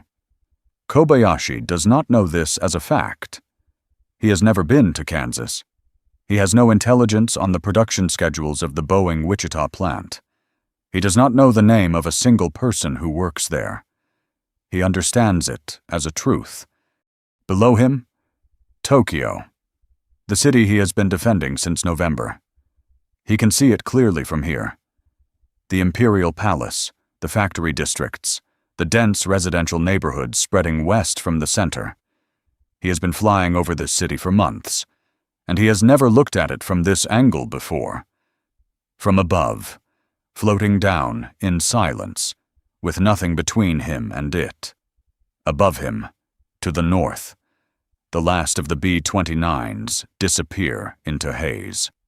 He has been close enough to touch that aircraft twice now, once with his guns, once with his own airframe, both times. The formation continued. He lands in a field west of the city. Minor bruises. A farmer finds him first. Then soldiers. He is back at Chofu by evening. He is 24 years old. He will fly again. Kobayashi is not supposed to be in the air. The order from Army headquarters is to hold Stand down. Wait for the B-29s, not the fighter sweeps.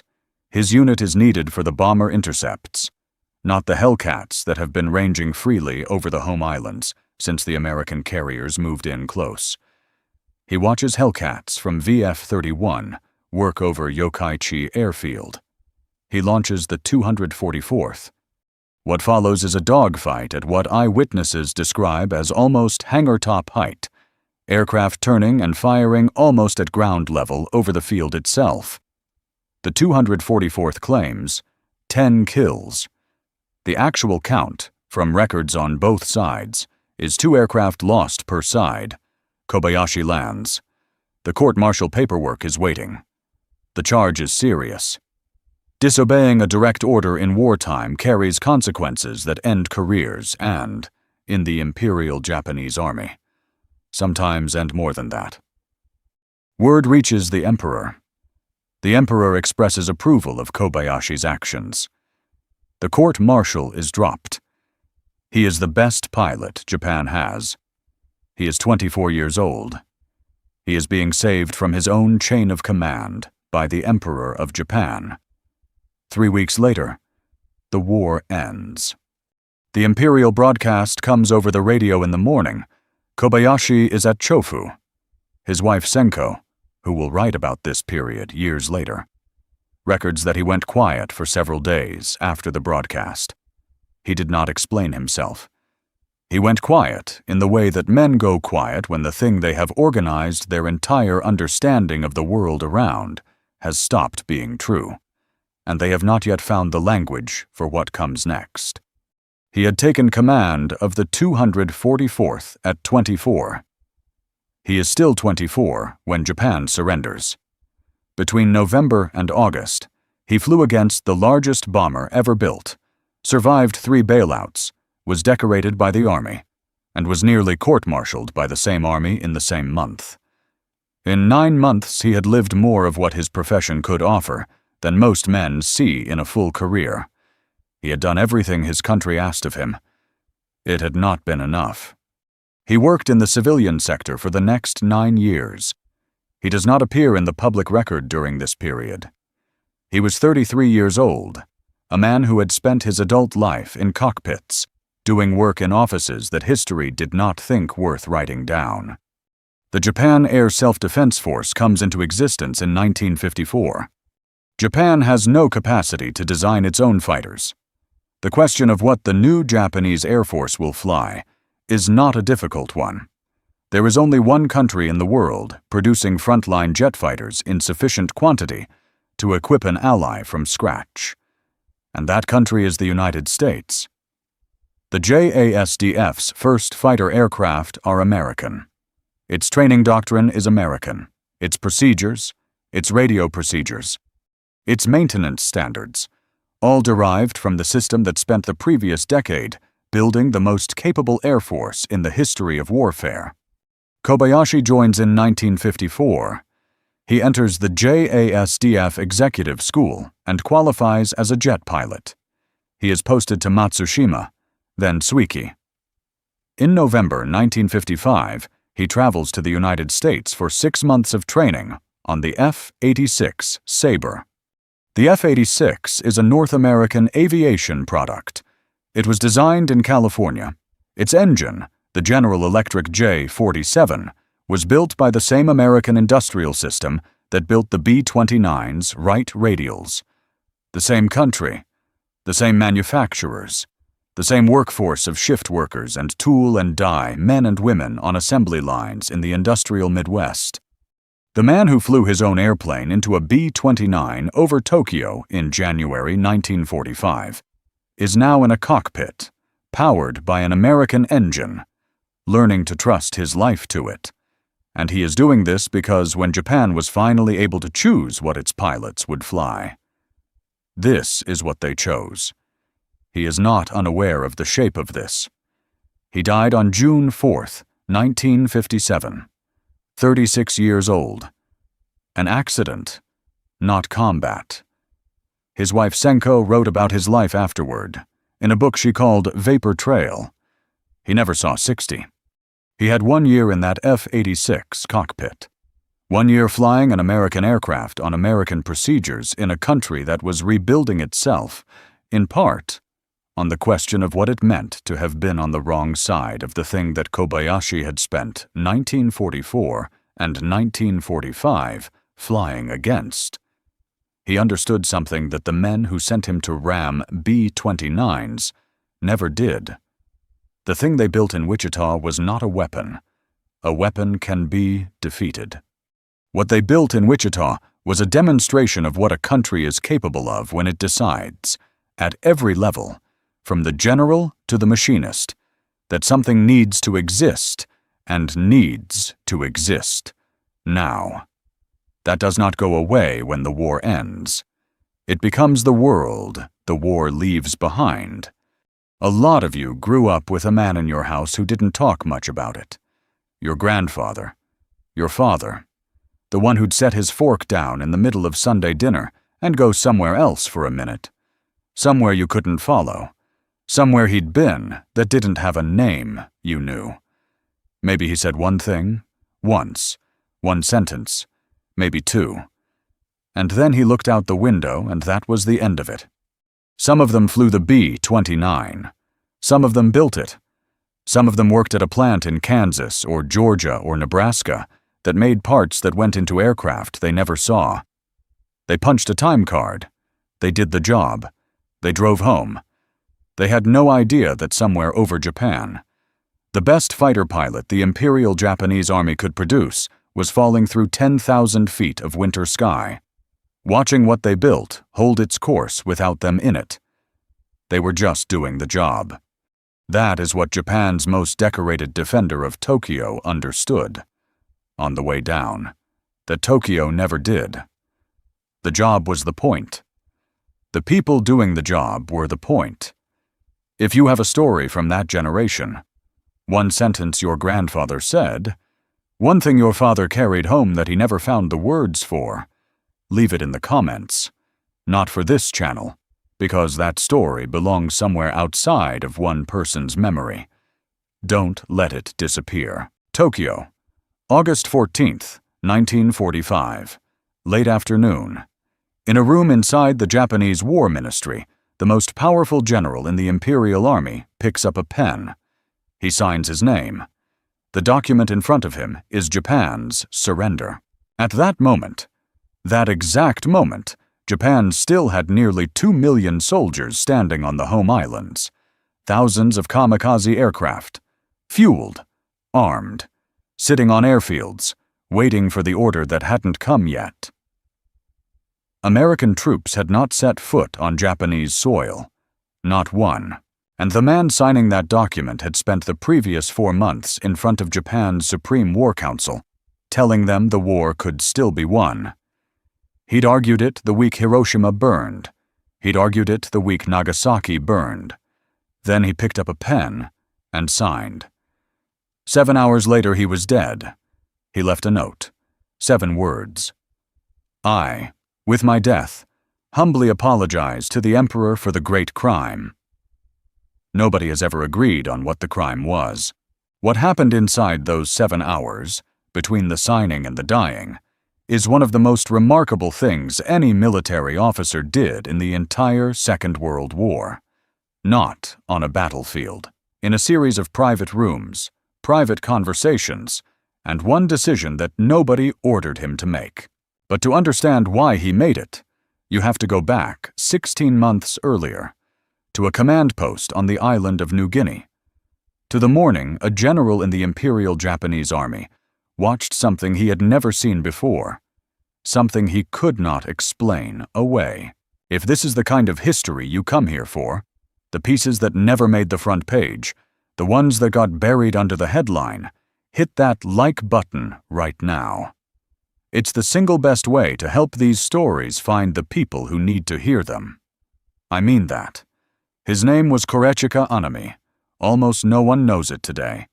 That tells you something important about how this war was actually won and where it was actually lost. Start with what the situation looked like on paper. August 1945. nearly 2 million Japanese soldiers on the 4 home islands, another 4.5 million scattered across Asia and the Pacific, still armed, still under command, still receiving orders from Tokyo. On Kyushu alone, the southernmost island, the one American planners had already designated as the first landing site for the invasion, Japan had assembled over 600,000 defenders. Mountain terrain running the length of the island.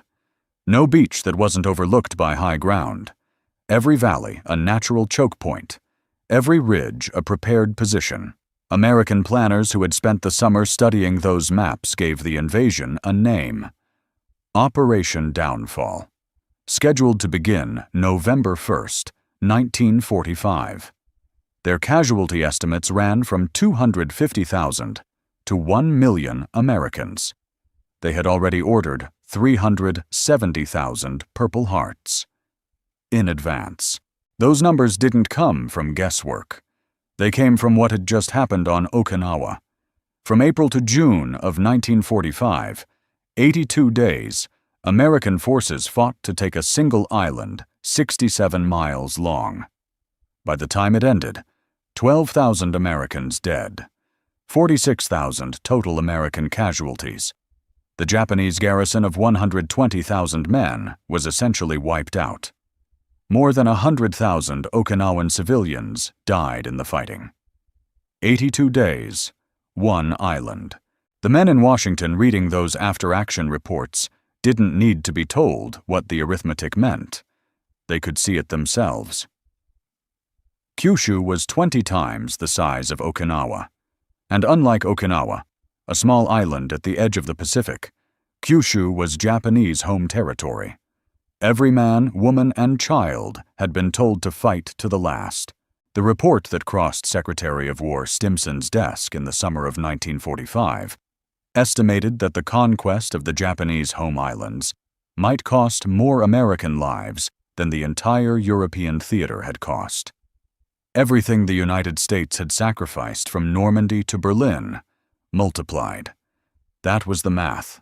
Japan knew the math. That was the point. Japan had thousands of aircraft held in reserve, assigned specifically to kamikaze operations against the American invasion fleet. Not scattered randomly. Organized, trained, positioned at airfields across Kyushu and southern Honshu, waiting. And what had happened off Okinawa told the Japanese planners exactly why those planes mattered. Off Okinawa, kamikaze attacks had sunk 36 American ships and damaged close to 400 more. American sailors were dying in their own waters, on ships that never made it to the beach. The casualty reports coming back from the fleet were like nothing the Navy had seen in the Atlantic. The Japanese called their final defense plan Ketsugo, the decisive operation. The logic behind it was cold and deliberate, and it had nothing to do with winning. Japan could not match American production. Every general and admiral in Tokyo understood that. They had understood it since Midway. The calculation was something different. If the cost of landing on Kyushu looked anything like the cost of Okinawa, scaled up across a 500-mile coastline with thousands of kamikaze aircraft flying into the fleet, with 2 million defenders dug into the mountains, the American public might demand that Washington negotiate, not unconditional surrender. A settlement, something Japan could live with. Keep the emperor, handle their own war crimes, manage their own disarmament, no foreign soldiers occupying the home islands. That was the plan. Not win the war. Make the price of ending it too high. The man who built that plan was the same man who, on the afternoon of August 14th, made it irrelevant. He signed away the war he had designed. To understand why he did it, you have to understand what he had already seen. 16 months before that room. 16 months before that pen. A desk in Davao. And the morning the reports stopped coming in. April 22nd, 1944. MacArthur's forces land at Hollandia, on the northern coast of New Guinea. Not where the Japanese expected them, Not at the front line, where the defenses had been built, where the troops had been positioned, where the guns were pointed. 400 miles behind it. Within hours, 50,000 American soldiers are ashore. The 3 Japanese airfields at Hollandia are taken within days, and the Japanese 18th Army, roughly 50,000 men who had spent months building defensive positions further down the coast, is now sitting between 2 American forces. No navy to call for help, no air cover left, no supply route in or out. Anami is at his headquarters in Davao, in the southern Philippines. He reads the first reports. Then the reports slow down. Then they stop. Here is what the Americans were doing, and what made it unlike anything the Japanese military had prepared for. They were not trying to destroy the 18th Army. They didn't need to. MacArthur's staff had spent months studying the same maps Anami's staff was looking at. They identified which Japanese positions were strong and which were supply dead ends. And then they made a decision that changed the character of the entire New Guinea campaign. Stop attacking where the Japanese were dug in. Land somewhere the Japanese weren't. Build a base. Move again. Hollandia was not a one-time improvisation. It was the execution of a method. The Japanese 18th Army, roughly 55,000 men, had spent months dug in at Wewak, waiting for the Americans to attack them there. MacArthur landed at Hollandia and Idape simultaneously, bypassing Wewak entirely, cutting it off from resupply and reinforcement without ever assaulting its defenses. The Wewak garrison would spend the rest of the war in the jungle, starving, going nowhere. After Hollandia came Wakde, then Biak, then Noamfor, each operation moving further along the coast, each time skipping past the prepared defenses, each time leaving another pocket of Japanese troops behind, in terrain that had no exit. They landed somewhere else. They built an airstrip in days, not weeks, days, using American construction equipment and American logistics that moved faster than any Imperial Army planner had calculated possible. They flew in fuel, ammunition, and resupply across open water. And then they used that new position to land somewhere else again, always past the defenses, always at a place the Japanese were not yet watching, always somewhere the response would arrive too late. The 18th Army had been trained to fight a battle. It had not been trained for this, for being left behind in some of the worst jungle on Earth, no way forward, no way back, no resupply coming, while the enemy that had bypassed them was already gone. Of the roughly 50,000 men trapped at Hollandia, most spent the rest of the war trying to march overland through mountains and swamp toward Japanese lines that kept moving away from them. Fewer than a quarter survived to see the surrender in August 1945. Anami could not relieve them. He organized responses. He sent orders. Every answer he prepared arrived somewhere the Americans were no longer standing. He sat at that desk in Davao and watched it happen. He could not change it. He could do nothing except wait for the next report, and watch it say less than the one before.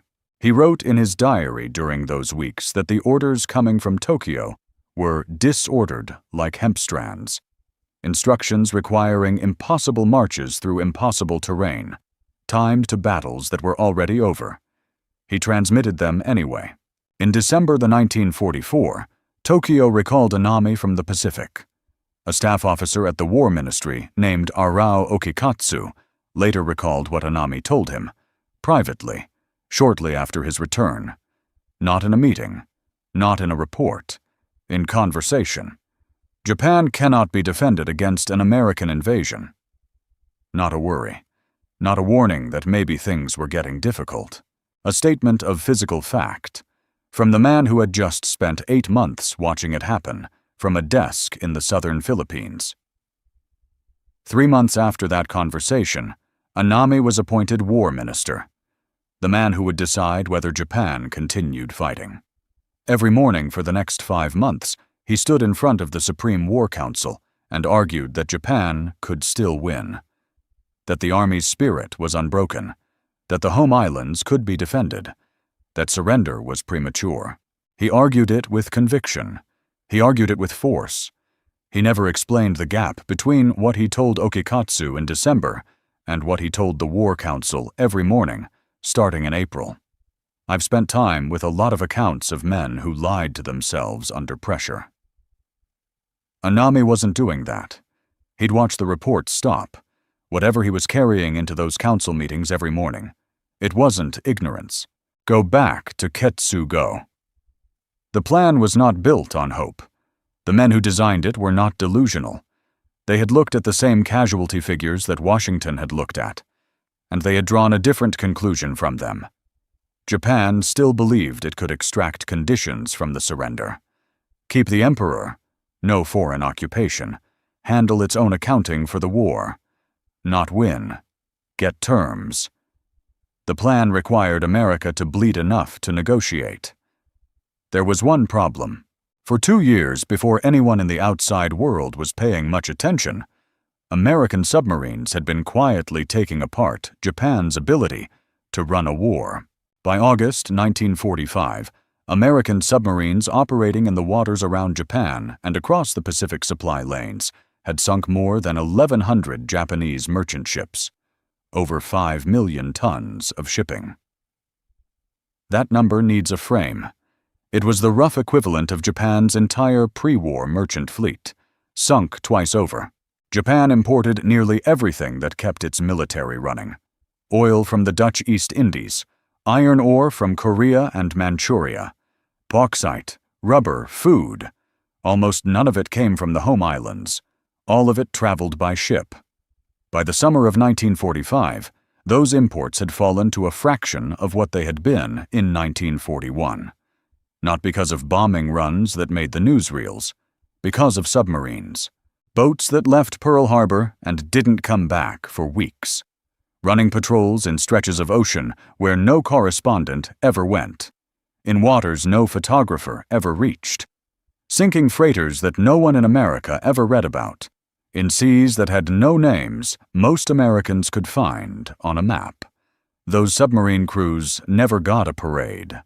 Most Americans in 1945 couldn't have told you what they were doing or where. But by August of that year, Japan was running out of aviation fuel to train new pilots. The kamikaze aircraft that Ketsu-go had counted on, thousands of them, sitting on airfields across Kyushu and southern Honshu, fueled and armed and waiting, had enough fuel to fly a fraction of their planned sorties. The plan that was supposed to make America bleed enough to negotiate had been quietly taken apart. Not in a single decisive battle. Not in a moment anyone could point to on a map. In 1,000 separate operations that nobody named and nobody covered. Over 2 years, in empty ocean, by men running patrols in submarines that sometimes didn't come back. August 6, 1945. One bomb. One city. The initial death toll in Hiroshima. Roughly 70,000 people in the first seconds. Tens of thousands more in the days and weeks that followed. From burns, from radiation, from buildings that came down on top of them. Anami's response when the first reports reached Tokyo. The Americans cannot have such a bomb. The damage assessment is exaggerated. Japan should not consider negotiating on the basis of a single attack. August 9th. Nagasaki. A second bomb. A different design. A different city. At least 40,000 dead in the first hours. The same morning, the Soviet Union declared war on Japan and crossed the border into Manchuria with over 1.5 million men. Manchuria was the last significant external source of raw materials Japan still had access to. Coal, iron, food. The Kwantung Army, stationed there, once the most elite force in the Japanese military, had been stripped down over 4 years of transfers to the Pacific. The Soviet offensive tore through it in days. The Big Six met in emergency session. The 6 men who ran Japan's war. The Prime Minister, the Foreign Minister, the War Minister, the Navy Minister, the Army Chief of Staff, the Navy Chief of Staff. 3 of them wanted to accept the Potsdam Declaration. End the war now, on whatever terms the Allies would give. 3 of them wanted to fight on. Anami was one of the 3 who wanted to fight. 3-3. A deadlock. They had been deadlocked, in various forms, for months. The system was designed to reach consensus before bringing any decision to the emperor. And consensus required unanimity. Unanimity was not coming. So they did something that had no precedent in modern Japanese history. They brought the question to the emperor himself, and they asked him to decide. August 9th, just before midnight. The members of Japan's Supreme War Council file down a staircase beneath the Imperial Library. The room at the bottom is concrete. It is small, a converted air raid shelter, not designed for meetings, not designed for history. The air is close. There is no ventilation worth mentioning. In August, in Tokyo, that means it is hot the moment you walk in. They are waiting for the emperor. He enters. What happened next had no precedent. The entire structure of Japanese constitutional government was built on a principle. The emperor ratified decisions. He did not make them. The cabinet argued, the cabinet reached consensus, and then the cabinet brought its unified recommendation to the throne. The emperor's role was ceremonial, binding, sacred, but not deliberative. That system assumed the cabinet could reach consensus. This one could not. So Hirohito sat down in that concrete room and did something no modern Japanese emperor had done. He spoke for approximately 10 minutes. The men who were there later said his voice was hard to hear, not because the room was noisy, because he was weeping while he spoke. He said the continuation of the war was impossible. He said the terms of the Potsdam Declaration must be accepted. He said he was prepared to do whatever was necessary, to speak to the people directly, to speak to the troops in the field, whatever it took to end it. He accepted the Allied terms. Anami sat in that room and listened. He knew this man, not the way a subject knows an emperor, from proclamations, from photographs, from a figure glimpsed at ceremonies from 100 yards away. From August 1929 to August 1930, Anami had served Hirohito as personal aide-de-camp, 1 year inside the court. He arranged the emperor's daily schedule. He stood outside the doors. He carried messages between floors of the palace. He sat in antechambers and waited and watched. He knew the way this man paused before he spoke, the way he chose his words with visible care, not because he was uncertain of them, but because he understood their weight. He knew the sound of this voice in a small room, the real voice, not the formal voice, not the voice that would go out over the radio. When the session ended, Anami walked out into the corridor. His brother-in-law, Colonel Masahiko Takeshita, was waiting. Anami said one sentence. "As a Japanese soldier, I must obey my emperor." Then he walked away. Over the 5 days that followed, August 10th through the 14th, Anami kept pushing. On August 11th, the Allied response came through diplomatic channels via Switzerland. Secretary of State Burns had written it personally. It said the emperor could remain, but that from the moment of surrender, his authority would be subject to the supreme commander of the Allied powers. The Japanese government was free to accept or reject. The cabinet read it. The language about the emperor's authority was ambiguous enough that the peace faction read it one way, and the war faction read it another. Anami read it as insufficient. He pressed for more. Inside the cabinet, in private meetings, in every room where the terms were still being shaped. Above everything else, he wanted one guarantee: no foreign soldiers occupying the home islands. The emperor's authority intact, not as a figurehead managed by an American general. On August 13th, American B-29s dropped leaflets over Japanese cities. copies of the surrender correspondence between Tokyo and Washington, translated into Japanese and printed by the millions. Ordinary Japanese civilians were reading the actual terms of the negotiations before their own government had officially responded. Anami knew by the 13th that the terms were not going to improve. He also knew that the emperor had already spoken in the bunker on the night of the 9th. He had heard it himself. The Allies rejected the remaining conditions. The emperor could remain, as a constitutional figurehead, subject to the authority of the Supreme Commander for the Allied powers. That was what Japan got. On the afternoon of August 14th, the full cabinet assembled to sign the formal surrender documents.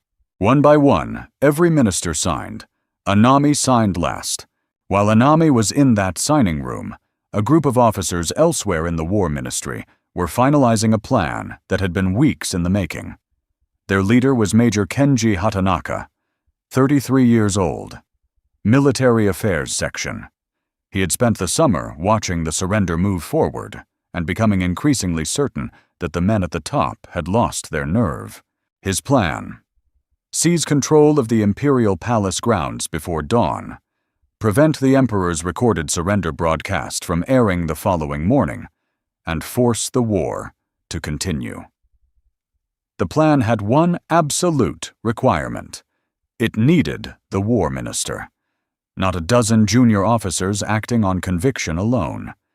The institutional authority of the War Ministry was the only thing that could give the coup legitimacy, the only thing that might convince the army in the field to follow. Hatanaka came to Anami in the days before the signing. He laid out the plan and asked Anami to stop the surrender. Anami did not say yes. He did not say no. He did not dismiss Hatanaka. He did not have him arrested. He did not call the commanders of the Imperial household troops to warn them. He did not alert the palace guard. He did not tell his staff to be ready for anything.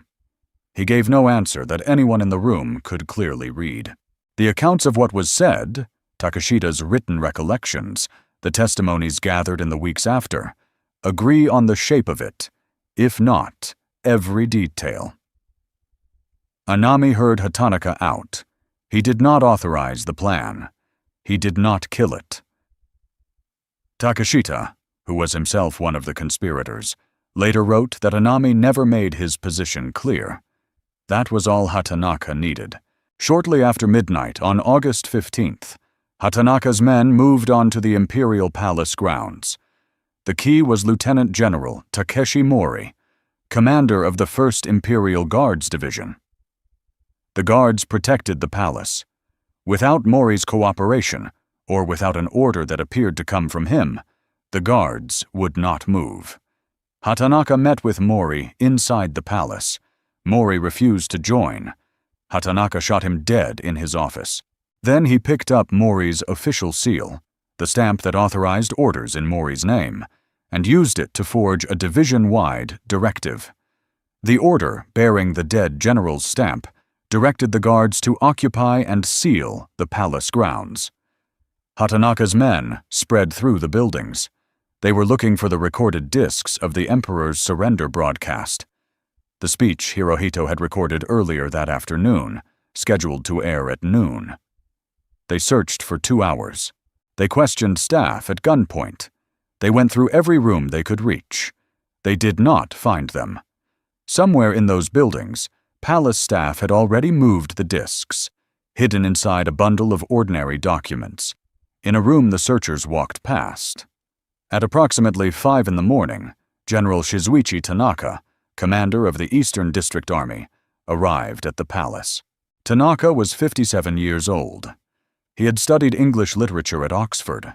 He had led the Japanese Victory Parade in London after the First World War. He had spent the years since inside the same imperial army that had produced the officers now searching the palace with forged orders and loaded weapons. He walked into the building, where Hatanaka's men were still searching. He did not come with troops. He came with rank, the rank of a general who had not broken his oath to the emperor, standing in front of junior officers who had. He told them it was over. He told them the emperor had made his decision. and that every soldier in the imperial army served at the emperor's will. He told them that what they were doing in that palace, at that hour, was not patriotism. He said it to their faces. Hatanaka had spent the night with a dead general's stamp, forged orders, and armed men searching empty rooms. None of it had produced the discs. None of it had stopped the broadcast from being scheduled. And now the general standing in front of him represented the actual chain of command. Not a document Hatanaka had forged, but the real institutional authority that the coup needed and had never actually had. The coup dissolved within the hour. The men who had spent the night occupying the emperor's palace filed out into the early morning. Hatanaka walked out onto the plaza as the sky was lightening. He had written a stack of leaflets explaining why Japan should keep fighting. He handed them to whoever was passing by on the street. A few minutes before noon, just before the emperor's broadcast, Hatanaka raised a pistol and shot himself. The recording aired at noon, as scheduled. After signing, Anami spent the rest of the afternoon at the War Ministry. He met with officers. Some of them were young, men who had spent their entire adult lives inside a military, now being told to stand down. He told several of them directly that this was likely the last time he would see them. That he trusted the country would rebuild, that the men who came after would carry it forward. He drank sake with some of them. The men who were there later described him as composed, not at peace exactly, but settled, contained, carrying something without letting it show. He spoke about the men who would have to rebuild. Nobody wrote down anything specific, he said. Sometime before 4 in the morning, on August 15th, Anami dressed in his full military uniform. He went to his bedroom at the official residence and knelt on the floor. Before anything else, he wrote a tanka, a traditional Japanese poem of 31 syllables, the form that Japanese soldiers and scholars had used for centuries to say a final thing in precise and compressed language. His read, in translation: "Believing in the eternity of our divine land, I part with my life." Then he wrote 3 notes, one to his son, one expressing gratitude to the emperor. The third was placed beneath his body when he was found. It read, "I, with my death, humbly apologize to the emperor for the great crime." 7 words, no elaboration, nothing naming the crime or defining it, nothing that gave whoever found it a clear way to understand what he meant. The tanka had given him 31 syllables to say what he believed. The note gave him 7 words to say what he owed. They point in different directions. Nobody has reconciled them. The ritual took close to 3 hours. His brother-in-law Takashita was present throughout. The same man who had been one of Hatanaka's conspirators. The same man who later wrote that Anami had never made his position clear. He sat with Anami through all of it. At 7 in the morning, Hirohito's voice came over the radio for the first time in his reign. A reigning emperor speaking directly to his people about the fate of the nation. Something that had never happened before. 80 million people heard it. Anami was not alive to hear it. His sword, his blood-stained dress uniform, and that handwritten note are on display today at the Yushukan Museum in Tokyo, next to Yasukuni Shrine. Millions of people walk past them every year. The note says, "The Great Crime." It does not say which one. Historians have argued about it for 80 years. The leading interpretations: leading Japan into a war it could not win, signing the surrender, knowing the war was lost for more than a year and arguing otherwise every morning in front of the War Council, allowing Hatanaka's plan to move forward in the dark, knowing a man with a dead general's stamp and a group of armed officers were moving through the palace and doing nothing to stop them. Hatanaka. Mori's forged stamp. The discs nobody could find. Anami knew about all of it. What he did with that knowledge is the question nobody has fully answered. The Pacific War is sometimes remembered as a story about 2 bombs. It was also a story about 2 years of submarine patrols in stretches of ocean that no photographer ever reached. About 50,000 men left behind in New Guinea jungle, while the Americans who bypassed them were already 400 miles away, breaking ground on the next airstrip. About a logistics system that fought a different kind of war than any doctrine had been designed to stop, and that one very capable enemy commander understood completely from a desk in Davao by the time the reports stopped coming in. The bombs ended the war in August 1945. The war had already been decided somewhere quieter, in waters and jungle that never made the front page, by men whose names are not on any monument. A lot of you watching this had someone in the Pacific, a father, a grandfather, a man who came home and sat at the dinner table and sometimes let something slip. One name, one island, one night he could never quite put down. Something that never made it into any history book that exists now only because you still carry it. Those stories are disappearing, one generation at a time. If you heard something like that from someone who was there, drop it in the comments below.